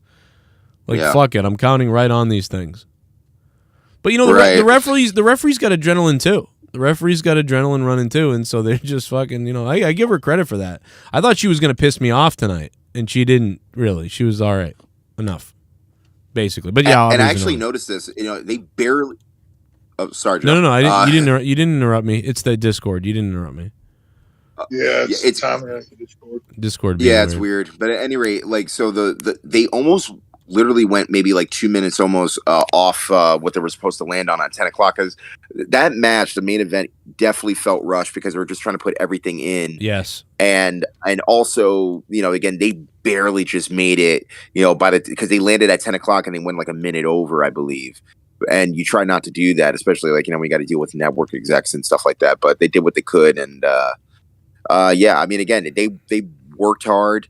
I'm not taking that away from them, but I still prefer their first encounter that they had a year ago. And the pay-per-view match didn't really do me any favors anyway. Even though it was a part of the story and you needed it, I still take the first one. Yeah. Everybody who's rich, boost the server. It might help. We're at level 1 still. But, yeah, we're still at level fucking 1. Shit. I did boost it myself a little bit, but it's not that big. Yeah, no, I think that... Fuck, I lost what did you just say? What was you... No, I was just talking about like how like, you know, they were able to, you know, they went over just about a minute. Oh, yes. Yeah, so I'm this is what I understand from what I heard from a couple people. And one of them was Sean Ross a while back, and he's usually spot on with these things, even though he's a scumbag. Is that basically what happens is, so the 3 or 4, whatever, 5 commercial breaks that would have happened, they just have to pay for them. So they probably just had to pay like, you know, $20,000, $25,000, like that, and you know, or less. It might be less, you know, because they lost that commercial time. That's what I understand, but I could be wrong, or they could be wrong. I don't know. Yeah, makes sense though. I think that's also another thing. A lot of times with TV these days, where it's like, again, you have to take that final commercial break right before like your main, or you take commercial breaks in between, like, you know, like once or twice during, like, you know, a match, and it's just so distracting. Well, so did you hear what I said earlier? You might not have heard what I said, but last year they had an 18-minute match and they didn't have a commercial break during the. Oh, that's interesting. Wow. Yeah, so last year the Lights Out match, which I believe was a better match than this, right? Last year's match was a 9 out of 10, I thought, and I think their Revolution match was a 6, and I thought this was like a 7.5 or something like that, 8. Yeah. But so they didn't have a commercial last year. That was one of the big differences. So even though last year was rushed as well, I think, this was very rushed to me. And that was people were complaining about no selling, and I said, well, I think the no selling was because they were trying to make sure they get everything in, you know, because they were running out of time. Yeah, in absolutely. my 41 years of watching wrestling, I've never seen anyone them come back from a commercial and say, oh, there was a pinfall. Right. And it should be. Oh, no, that's happened a few times, but not like, that's rare though. They should do it. It should happen. Like that way you can be like, oh shit. But again, no, that's also if you're not watching the TNT app, because I don't believe they have commercials even on the app. Our cameras are rolling. If there's a pinfall, bullshit. Yeah, you know what? I would love that if they did that in a match, especially a match. You know, you put out a match that isn't that much important, or even to tell a story with it, like tell an angle. Like the guy's mad he won and no one saw it. They had to show a replay of it. Like, what the fuck are you doing going to commercial during my matches? I think that'd be funny. And it's like, well, during the commercial break, if you're watching in picture-in-picture, you may have noticed that, you know, whatever won the match, like, what happened, let's take a look at it. Unfortunately, it doesn't happen often, but everyone's, you know, it's, hey, anything can happen when a match is going on. And so that'd be fun, you know, to do that a couple of times. You know, that way. When Jericho, yeah. You know, just when Jericho came out with those clowns. Sorry, Joe. Yeah, when those, when Jericho came out with those, this new band of retards. Yeah. What did you not think? Mean Street Posse. Oh yeah, I saw people writing that. So I'm not sure if I don't think I thought it. I think I thought it because Sesame people Street Posse. Well, I think people were saying it, so I thought it. I don't think I thought of it, but I think a lot of people were saying it. So now I don't know if I thought of it or I heard that one people. guy looks like Pete Gas, kind of. Oh yeah, the fat guy, but better. Oh my gosh! Do you guys watch the 2.0 podcast? Like called, I guess this is called like The Show. It's like every other Sunday or something like that. And they're actually really funny. I'm actually going to put them over and thinking that they're funny, especially when they on the show they go, "You want a little taste? You want a taste of the title, huh? You want a taste? You want a taste?" And I'm like, "Oh my god, this is like something." They were known for being the first match at NXT when they used to travel from Florida town to town. They would always be the first match. Oh really? You get beat, you get booed. Yeah. That's funny. They're funny. They actually, if you want to talk about sports entertainment, they actually are that. I can't really say about the other guy. I keep blanking out on his name. The guy from no, not Hager. He's just there to like be a dork, like a dunce. Well, non-speaking. I mean, with Jake Hager, he's muscle. Yeah, but he doesn't do shit. He does less than Wardlow. That's the point. He's like an attraction. He'll only do things, you know, when it's necessary, and he'll just, you know, beat people up even when his in his street clothes. So, you know, but Jericho should bring up the fact that he's the one who cashed in the Money in the Bank on him. Right. Well, then again, but again, with the other, again, please forgive me. Somebody in the chat, remind me of the fifth guy in the group. I can't believe I'm blanking out. Are you talking about the Peter Avalon lookalike? Yeah, the wrestler, from New York. So this is what I didn't even know, where basically Jericho brought up in 2019 when this dude was in a car accident. He got his leg messed up and needed surgery. And the fact that Jericho, who didn't even know who this dude was, sent like a couple $1,000s just for his surgery. I thought that was pretty cool. Well, Jericho's donated like $50,000 to people. He's crazy. Like Gary Saturn and people like that. Yes, like I because I would donate. I would go to most of these people's GoFundMe's, and I obviously didn't. I didn't have a ton of money, but I was doing pretty good on my show all the time. And Daniel Garcia, that's his name. Thank you. Yes, Jeremiah. Daniel Garcia. I would one that looks like Nick Jonas. I would give these people $5, and I'd be looking at the list of people who donated. I'm donating $5, and I see Jericho all the time. 1,000, 3,000, 5,000. Remember Jericho donated to the guy, the indie wrestler mud show guy who didn't even ever really wrestle a real wrestling match, and the guy went and broke both of his legs. Remember that horrific that video where his legs split? Why, coming out to the Wolfpack theme song? Yes. It's exactly it, Dan. Oh my God, that was awful. And then that was stink. That dude, I never watched that video after I saw it once. I'll never want to see that video ever again. That was the most horrific fucking thing.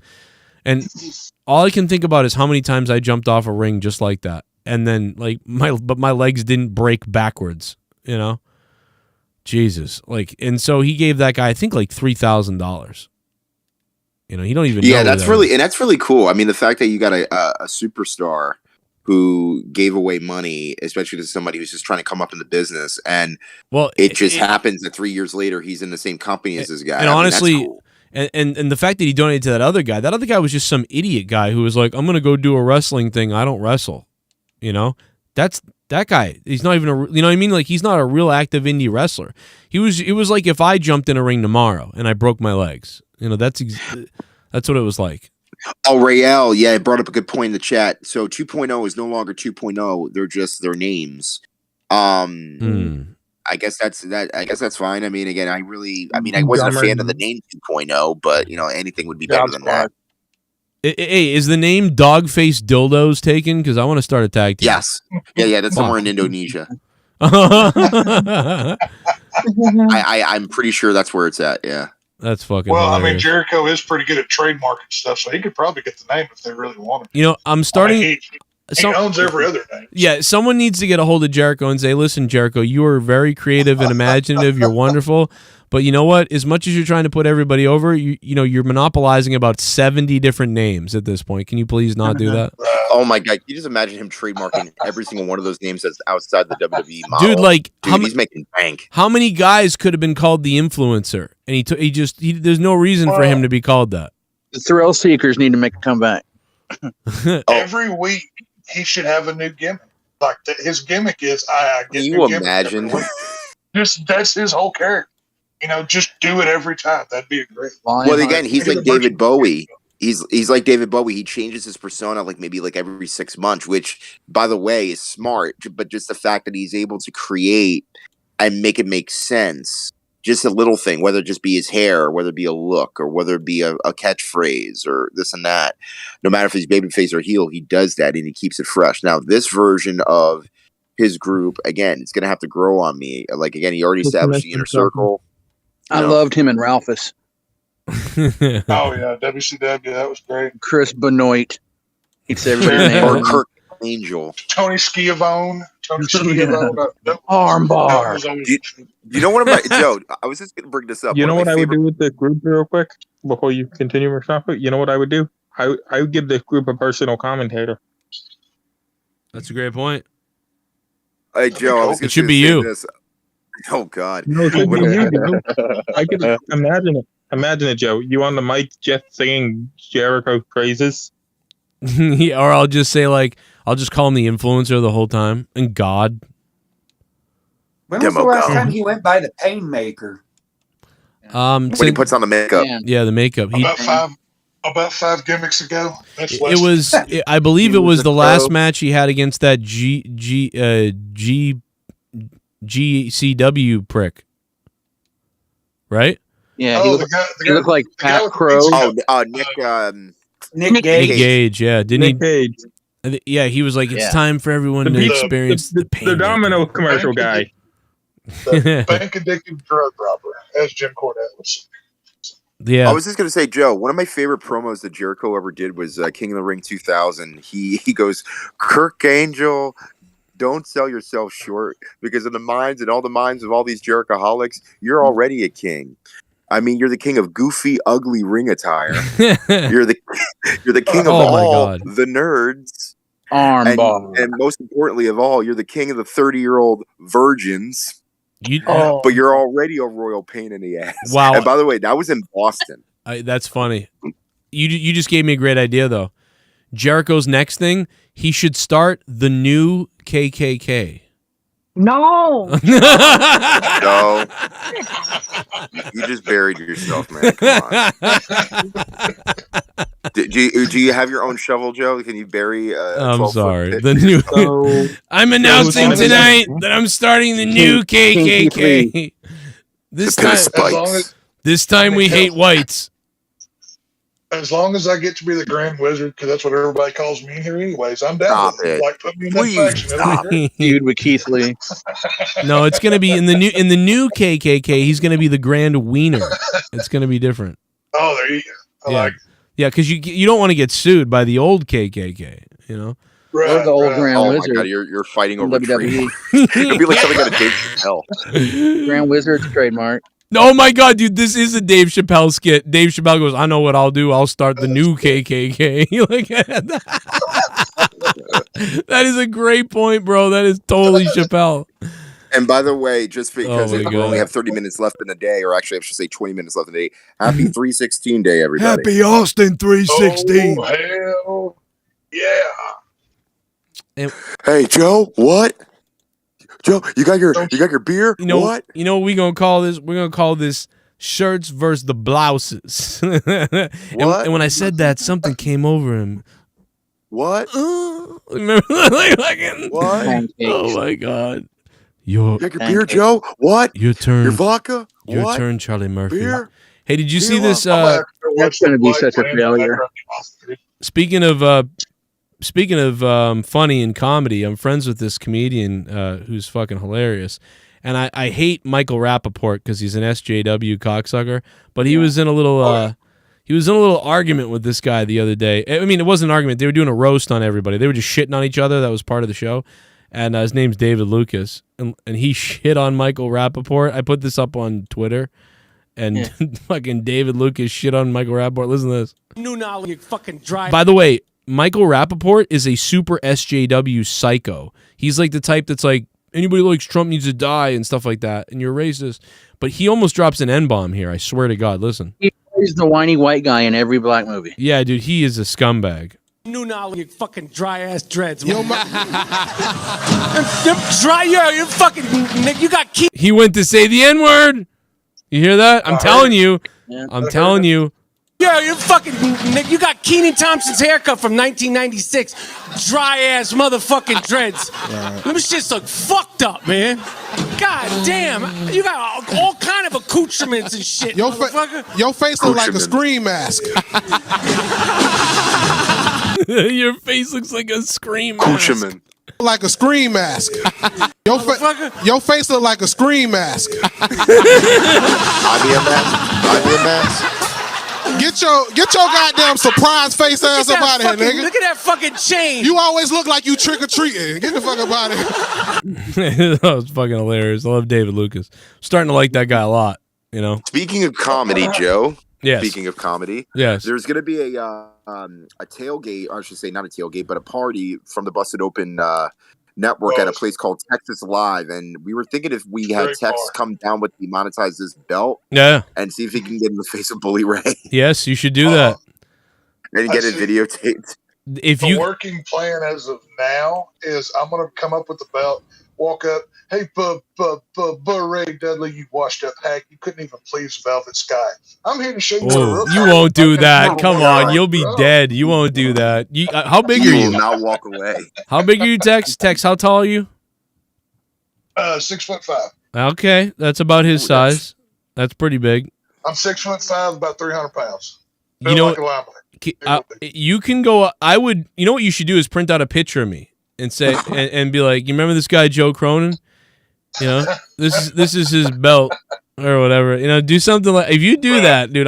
That will be insane if you do that. I'm gonna look into it. If I can actually get access to him, it would be worth going to because that's 40 minutes down the road. It's not a far trip. Challenge him to a fight at the auditorium. He will attempt to kill you. And I'll stab him. I don't give a shit. It's all good. If you can deal with the heat, he's crazy. You should try to get him to sign the picture of Joe. I mean, I will you sign? Oh my God, will you sign my picture? Oh, and then no. Oh my God. I walk up with an 8x10 of him, but then like as he's going to sign it, I pull it back into Joe Cronin flipping him off a picture of it. That'd be incredible. That'd be hilarious. That'd be great. That would be really funny. He would definitely be like, "What the fuck?" But that'd be good shit. I don't know, man. In the words of Sammy Guevara, you got to do it for the views. I don't think he'll do it though. I don't think anybody would do that. Like I don't think the toughest bastard. That's gonna top me trying to get Joe with from Cody. I highly doubt that you even get that close of access to him. Oh, I don't know. I'm sure you it's like can a do. meet and greet or something. Where's the Taco Bell girl at? Thunder Rosa? Sammy's Taco Bell girl. Sammy's ex-fiance. Oh, she's dead. No, I don't know what happened. What happened to her? Wasn't she? I thought she was pregnant. Did that not happen? Or was she just fat? One of the two. Because I saw her on TV. She looked fat. Taco Bell. I mean, I couldn't tell. That's no wonder he left her. I mean, can you imagine if she loves? If she loves him, can you imagine what she's probably crying and he's went like, to get some milk. "Well, just tell everybody that we parted ways friendly," like, you know, and meanwhile she's crying. He probably couldn't afford to feed her fat ass. She was eating house home, so he had to go win both of those TNT titles or whatever just to pay the grocery bill every week. So Pick showing off for his butt. What? What is TJ saying? There's a picture of somebody showing off their butt. The Joe Cronin shower pic showing off his butt. That's a great idea. Yeah, where I'm like in the shower or how about a picture? I have a picture. Oh my God. I think I might have a picture of me in Velvet. That would be. Oh my God. Yeah, you hold up a picture of me in Velvet. Hey, you sign this? Or the picture from the show where he flipped out on me. That'd be really funny. Like the promo pic of me and Matt Stryker doing commentary. Oh my Show God. Matt Stryker's cock pic. What was that called? Oh, a Matt Stryker cock pic. That's a really good idea. I don't remember what that show was called. Oh, Pro Wrestling Mass or something? Matt Stryker. I don't know if there's a picture of it in Google. I probably have to find it in my collection. Yeah, it's not up on Google. But yeah, it'd be funny. You could bring that and have him sign it. Right. Or attempt to. It'll fucking flip out on you. Be like, hey man, I'm a big fan. Can I get you, have like one of his action figures or something, get it autographed, right? Be like, hey, my buddy Joe couldn't make it. You think you could sign this for him? And then we pull your picture out of your ass, or whichever one you want autographed, and throw it in front of you and get it all on video. I get chicks to sign their Playboy. I got Tiffany to sign hers. But you did. I think, I don't know if Bully thought I was a bigger prick, maybe. I don't know. But he definitely calmed down after a few minutes. He was like, all right, I scared the shit out of this guy long enough. It was funny. You know what I was just watching the other day? Oddly enough, I was watching the Aces and Eights funeral from TNA, and I forgot how funny it was. It was Bully comes in the later part of the funeral because everybody else is just like burying the group, the Aces and Eights, and it's actually one of the funnier segments before, like, I believe like AJ and like Samoa Joe left the company. That was the last time I watched TNA was when that Aces and Eights thing happened. Yeah, it was about the same time. The last thing I ever saw of them. Yeah, it was. I remember Conan being on my show, burying that, being like, "Man, they got the fucking Aces and Aces suck dick, man. That show sucks." Remember Conan came on my show and buried it. It was like 2013. Yeah, around that time. And that's when it kind of like ended because that's when like Brooke Hogan was there. And then literally a week or two after the angle was cemented of like Bully being the leader, she gets married and they put that all over the news.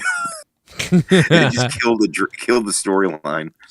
She should have been in. I think she should have been in TNA, and she should have done some things. But they should, man. Getting her involved in that really delegitimized that whole thing. You know. Yeah, looking back at it. Yeah, I mean hindsight. Yeah, I mean, I get what they were trying to do though, but that did kind of fuck it up. How about Kevin Owens the other night, like being like, "What the fuck are they showing this for?" Did you hear my review last night, Mustafa, where I was like, "Why did they?" That was hilarious. You need to make that a donation, Joe. Oh my god! Like, doing it or some shit. Do something with it. Make it a donation. Why are they showing this? Why are they showing this again? Are you sure? Are we sure that wasn't him just playing up gimmick character? Yes, I did mention that that is in character. So even if he is really thinking, he could really be thinking like, why are they showing this again? But also he can do it because he's still in character too. So you're right. Right. It's a good call. I don't know. It just seemed like that was. I mean, it could go either way on something like that. But it was weird, dude. It was like, why are we fucking showing the, so like I said this earlier, but you go to a commercial at a crucial time. Then 4 minutes after the commercial, instead of the crucial time continuing, there's a 4-minute promo video about something completely different. It was like, what the fuck's going on? Raw is a 3-hour show. It's about 45 minutes of commercials, maybe 30 to 45 minutes. Yeah, it's about that 38 minutes, maybe. So, how much of it was replays? Maybe another 30 minutes. Yeah, so I counted this about 3 to 4 times. About 3 to 4 times last night or on Monday Night Raw, they broke for a 3 to 4 minute promo about a non-related situation after a commercial break during a situation. So add 12 minutes onto the commercial break time. They don't have enough time they got so much filler. That's fine, but my thing was like, dude, play these segments during the break. Don't play them and I guess they figure maybe that's to keep attention. But it was enraging. It was like, yeah, it was enraging. It was like, why the frig is this playing right now? It was weird. It was just, it's like, a match is about to happen. The guy comes down to the ring, gets in the ring, the match is about to start. And then they cut to commercial. Then they come back from commercial, and then they do a 5-minute promo about somebody else's match. It's like, what is going on? And meanwhile, the guy's standing in the ring for 8 minutes, like waiting for the other guy to come out. They even do that during the NXT broadcast. They'll start a match. They'll have the entrance at start. Both guys will be in the ring. Then they'll cut to the back for an interview about something that's not even related, while both dudes are standing out the ring waiting to start while they're playing the music. It's so aggravating. That's weird. That's a new thing. That is a new thing, and I don't know who decided that or what why. It makes no sense. Ugh. They did it during the NXT title match this past show. You had all the guys in the ring, and then they cut to the back and show somebody else, and then they do like an 8-minute match and rush to the end when they gave crap time to everything else. Doesn't make any sense. Here's Aubrey going on Instagram to show off her tax. I mean, she's in. I'd rather she show something else and start for the team. Ooh. Take what I can get. I mean, I would love to, she'd probably fucking run you over in the bed. I'd let her try. She's a wild person. I love her. I love her personality. I kind of like her personality, but she is so annoying as a referee. It's like, what are you doing? Or back in the day, man, this person would have been destroyed by people like posting pictures as a referee and stuff. Like they would just get so mad at that. I mean, but you can still got to respect the fact that this woman is literally doing a 3 count or reffing with thumbtack at the bottom of her freaking hand. Everybody else, every other referee has done it. Like you know what I mean? Like all the male referee that did it during Revolution, he counted into the tax and was like, "Oh fuck," and his hand went into the tax. I don't know, man. I mean, if you show me his Instagram photos where he's putting up pictures of himself like that, what's his name? The guy with the black hair? Anybody know that referee's name? Chat row, can you hook us up? Somebody throw his name out there. I forget what his name is. Like, I don't even know the fucking name. I mean, maybe Reamsberg does, because Reamsberg is weird. But I'm trying to think of, like other wrestling referees who mark or whatever. I don't. What? No, not Little Nate. Charles Robinson is the closest to Aubrey, I think. He is somewhat like that. Not quite though. You know, but I'm trying to think of somebody like who, you know, gloats or acts weird about like what they're, you know, like what I'm saying, like trying to be like, look at me. Well, it's funny because TJ22 just actually said that even Aubrey has like her own merch, so now referees are getting their own merch. I mean, yeah, hey, of man, course, extra income. So I'm surprised we still don't have a Mike Chioda or Earl Hebner. Yeah, Earl Hebner probably is like, where was this back in the day? I had to sell it illegally. Didn't he get fired for selling fake shirts or something? Yep. Earl Hebner? They sold knockoff shirts on their own site or something. It was his brother. Aubrey also does that podcast with Shivani, so it could be related to that. That's true. That I don't mind. I don't really mind that, but man, she's I don't know. I'm being a bit of an old fogey, I think, with that. But I'm sorry. I don't know what it is because it's weird. I like her, but I hate her. It's bizarre. I can't explain. It's like you just don't like a referee style. It's not. It's the fucking. It's like you're not supposed to do that. Like you, like you know, you're a referee or fucking. What are you doing? Like, well, again, no. I mean, even the referees are redefining what reffing is in their own way. So again, it's. I mean, yeah, maybe. But it's mostly just her. Nobody else is doing what she does. That's why I don't like. That's why she's irritating. Okay. Who's the other guy? Someone figure out his name. It's like, is it Paul something? Yeah, everybody, chat roll. Can you look us up who the referee was in up. the dog collar match at the pay-per-view? I'm gonna look up the website. I'll go on the website. They're on there. Well, while you're looking that up, there is one referee in WWE that I went to high school with and graduated with. Which one? Jason Ayers. You graduated high school? Yeah. Is he still there? No way. He's pretty good. I would take him 100 times. Well, look at it. It's like he graduated high school. I'm like, that's messed up. Yeah, like we're talking about him, not me. Oh, here we go. It's Paul Turner. Yeah, okay. So let's look up Paul Turner. Like Paul Turner, AEW ref. I look up Paul Turner, AEW ref. I don't even know if he has a fucking. Does he even have a Twitter? I don't even think Paul Turner has a fucking Twitter. Oh yeah, he does. Here it is. Ref Turner. Let me follow him. I like him. So nobody even knows who the guy is. 8,000 followers. Aubrey has like what, 80,000 or 100,000?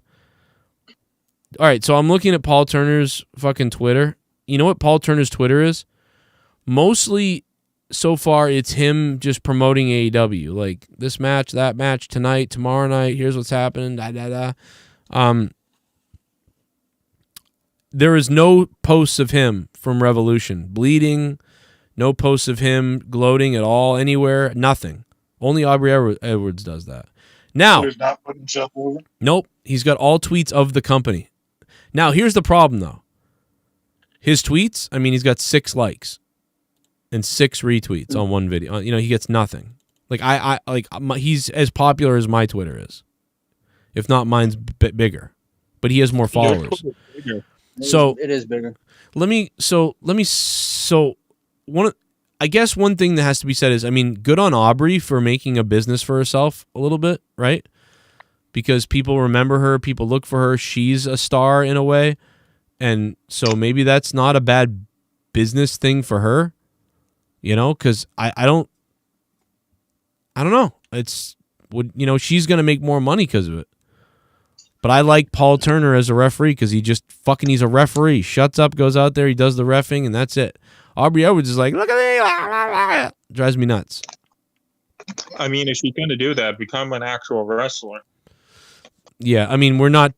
Trust me, that's happening. I'm telling you. Wait, she's gonna pull a Danny. She's gonna pull a Danny Davis type of a thing. Yes, I guarantee it. But here's the thing: Danny Davis was a wrestler before he was a ref. Yeah, true that. So, I mean, I'm thinking like again, because my if I could call it my favorite moment, if you will. I mean, like her and Jericho during the Stampede match where they're going over the replay of the pin. Talking about sports entertainment, because she does this thing where she's kind of like Harrison Ford in a sense where she'll like point the finger at somebody and kind of like have like that look on her face, like it's just like no words, just you know. Yes.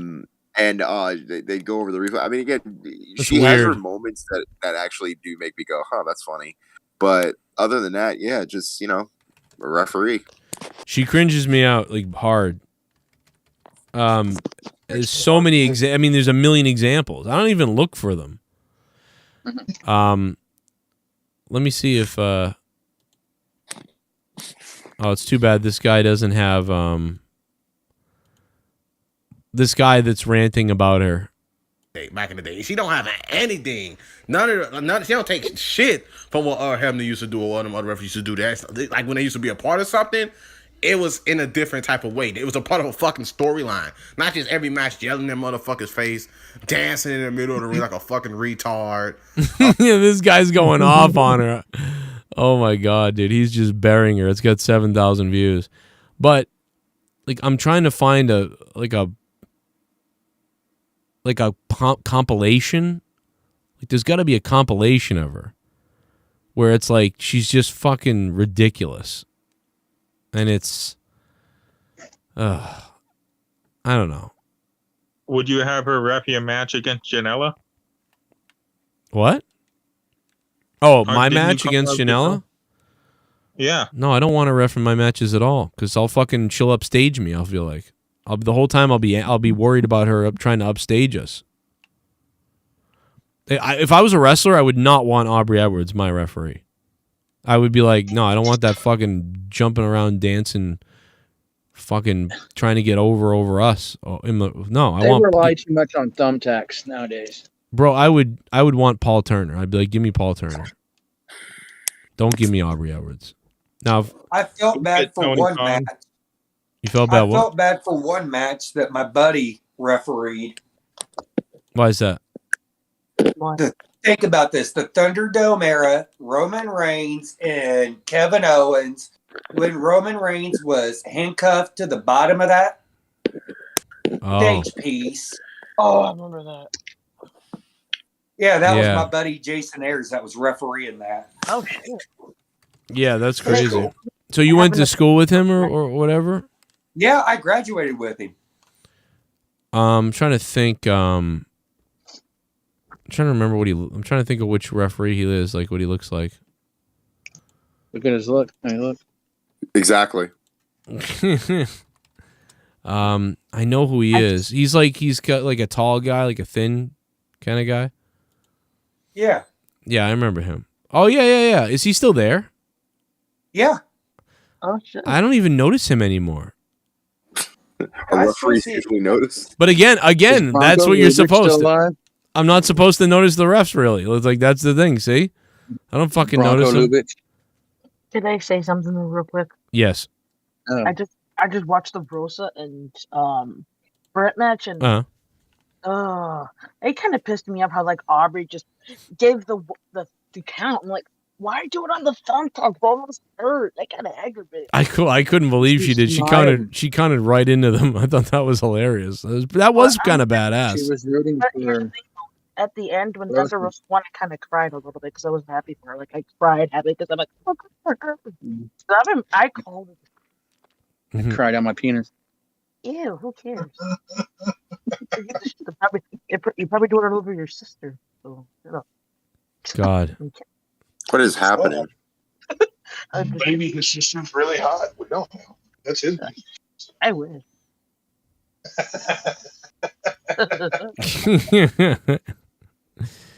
Oh man. I can't believe. Sorry. How is there not a Aubrey Edwards compilation of her just being cringe? I don't know how it's. I mean, it's on Twitter, but I can never find them later. You know what I mean? Does she have any naked pictures on the internet? Somebody go start Googling and send it to me. I like what I do think she's cute. I think she's pretty. Like I like Aubrey. I like Aubrey's personality. She's a great person. I just as a referee it drives me nuts. That only goes for so much, though. That's true. Oh, by the way, got an update for you on the belt, Joe. Okay, what's going on? Where did Mikkel and his mom send this? The Mongoloids. It is here in Indiana right now as we speak. I'm getting text notifications about it, about the shipping. Wait, say that again? I get text notifications about the shipping since they actually did send me the correct tracking number. It is in Indianapolis. Oh, it is in Indianapolis. All right, good news then, How right? funny would it be if they boxed like a WWE replica $20 belt from Walmart instead of the monetized this belt and sent the wrong fucking one? That's something I could see them doing. Like, oh, we sent the wrong one. We're sorry, Joe Compton. You think they're that bright? You want to see what you want? They're that damn. You want to see one of the most cringy things ever from AEW? Tony Khan giving a stunner, but that's not even the most. That's not the cringy thing, right? He gives the stunner, but it's like, first of all, that guy's like sold it piss poor. But okay, yeah, you didn't really kick me. You're weak. Okay, but now holy fuck, you're stunning me. So that's funny, kind of, but like cringy. But then it gets really bad. Watch Aubrey. What is she doing? Jesus. Look at her. Look at her go up in the air. Did she get into Tony Khan's stash of cocaine or something? Oh, Look at her. I mean, I know Dustin's kind of going crazy too, but it's like, dude, Looks like she's jumping over a pile of dogs. what is this? Ding, ding, ding, ding, ding, ding, ding, ding, ding. Like, what is she doing? What is she doing? Like I've never seen a referee. Like she's out of control, like bizarre. She's cringe. I don't know what she. I mean, like that was weird anyway, and obviously this is like off the record dark stuff, but you know, it's just like, what? So I feel bad because again, it's weird. She seems great. She's here. Like, oh my god, it bothers me. I don't know. Jim Cornette probably really. I don't even know what he says about her. He must really hate her though. He doesn't really talk about her that much on the show. I'm listen to his surprised. stuff every week. Why doesn't he go He after? doesn't really mention her. How does he not flip out on her? Because she seems to be everything he would fucking really hate. I mean, he hates you. How does he not hate her? Yeah, I think there's so much on AEW, so many targets that he goes after. Maybe he just doesn't even recognize it as that big of a threat. You know what I mean? There's so much else to mess with. It's the only thing yeah. And again, it's hard for me to I have to do this because I have to give my honest opinion. You know, like I have to do it, and that's my honest opinion. And so, but I like to follow it up with that. I think she's great, and when she doesn't do the over dramatic stuff and she doesn't act ridiculous and stupid, I think she's a good referee. Like if she just doesn't do that other stuff, I think she's good. We also can't forget that AEW's full of a bunch of wrestlers who are marks for themselves, and they try to put themselves over in any way possible. And apparently she's included on that list too. So, I mean, hell, all of them have YouTube channels showing you behind the scenes. They've completely destroyed any kind of kayfabe because you can see, hell, I watched just today, somebody posted the clip of Jeff Hardy entering for the first time. And it was the Young Bucks, I think, their YouTube account. You know they're going to feud with them at some point, and they're sitting there showing their buddy behind stage and all this stuff. I mean, they've completely destroyed any sense of realism whatsoever. You know what I mean? That's been for years now. If you search Aubrey Edwards, if you search Aubrey Edwards on Twitter and you write in cringe, do you know that cringe is one of the most popular words? That I'm serious, that comes up with her name. This person writes from December 2019 at Aubrey Edwards. You seriously need to stop selling every fucking move. It's distracting, cringe, and not necessary. I know you think you're hot shit because the fans chant your name, but stop trying to take the attention away from the wrestlers and what's going on in the ring. Thanks.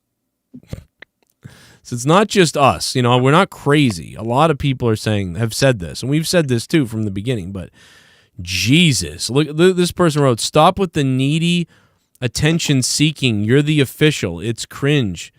It's annoying. Just call the damn match. A ref isn't supposed to stand out, and you literally go out of your way to stand out. People are furious with her. She needs to get knocked out. She's never been knocked out, I can't recall. Oh my God, she needs to be knocked out? What the fucking God? No, like a referee. No, like a referee gets knocked out all the time, you know? Oh. Like, have Wardlow go in there and with the chair.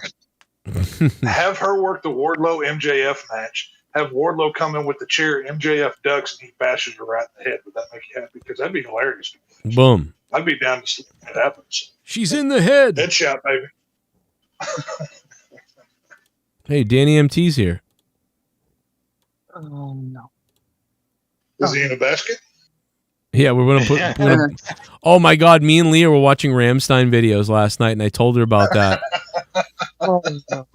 After I told Leah about it, you know what she said? She was like, "Oh," she didn't care. She was like, "Oh." Dude, I've been fucking listening to their 2019 album. That shit's amazing. Yeah, dude. Oh my God, dude, the new Rammstein that video. fucking album. There's like babies going into pussies, like in the new Rammstein video.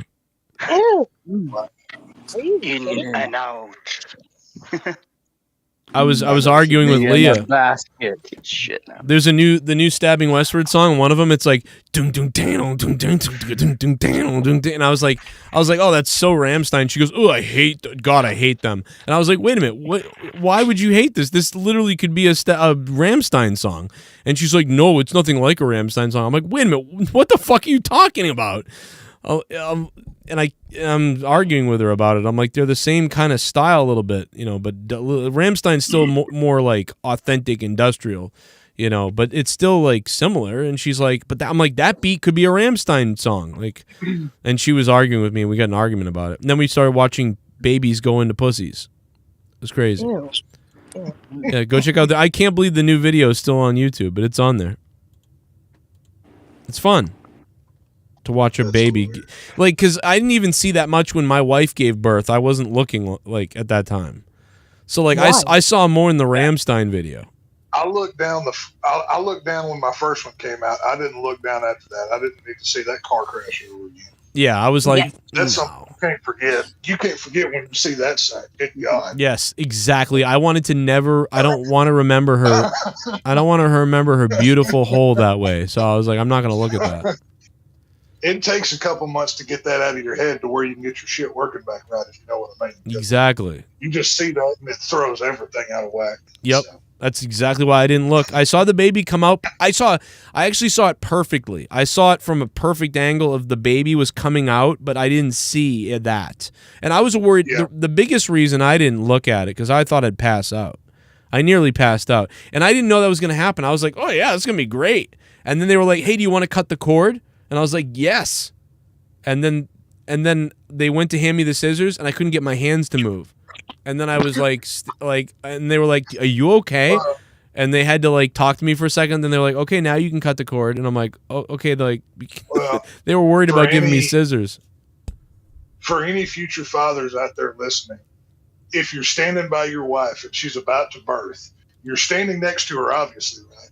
If you look down, like towards her feet, you can still see the child come out, you know, crowning the whole thing. Yes. But you don't have to see how the sausage is made. You don't need to see all the right bad parts. Beautiful. Just, you know, it's all about the angles. You know what I mean? That's what it is. That's exactly. I had myself set up beautifully. I think I nailed it. That's what we did the same thing. I love it. Yeah. Well, you don't make that mistake more than once, my God. Because I mean, I can gut a deer and clean it out. I kill cows weekly. And seeing that fucks your head. I kill cows weekly. Hey, you want a McDonald's suit? Just come down to my shed. I'll give you a free Happy Meal. I kill cows weekly. You need some cheese? I got that. Dude, that's a T-shirt. Regularly, I use a chainsaw to separate cows, and I'm not even exaggerating. Yeah. Oh my God. What do you do? What do you do with the skin? Do you like I don't know? Do you like sell it or like what do you do? You just throw away the entrails? Oh yeah, you can sell it. People make rugs out of it. You can do all kind of stuff with it. I mean, if the hide is tanned and dealt with right, you can do all kind of stuff. You know what I mean? Honestly, I think you can use it to replace the leather and to monetize this belt. Oh my God! Can you imagine if he modifies the belt and puts cow skin as the leather interior? I'm thinking, you know, because like I mean, I will reveal what the plans are I have for it. I have a buddy that works in a metal shop. We're going to literally duplicate the plates, but do some custom design work on them. So there's a couple custom JCS titles floating around. Joe, you know what that means, right? We still have More the original, but Well, maybe. The way everything goes with me is it goes downhill, but we'll see. Well, that's what I'm saying. Like, dude, that's something that you could sell and make a replica, man, and make them extra. That's what I'm extra saying. cash flow. We're, pure country. We are visionaries. We're here to help the JCS brand move forward. We're all about that business. Yeah. So, I think you should eat a cow. Yes, eat a ma'am. cow live on the show. Should I tell them what you told me last night? What we talked about? Oh, no. We're not going to reveal all our cards. Okay. You're sleeping with Casey.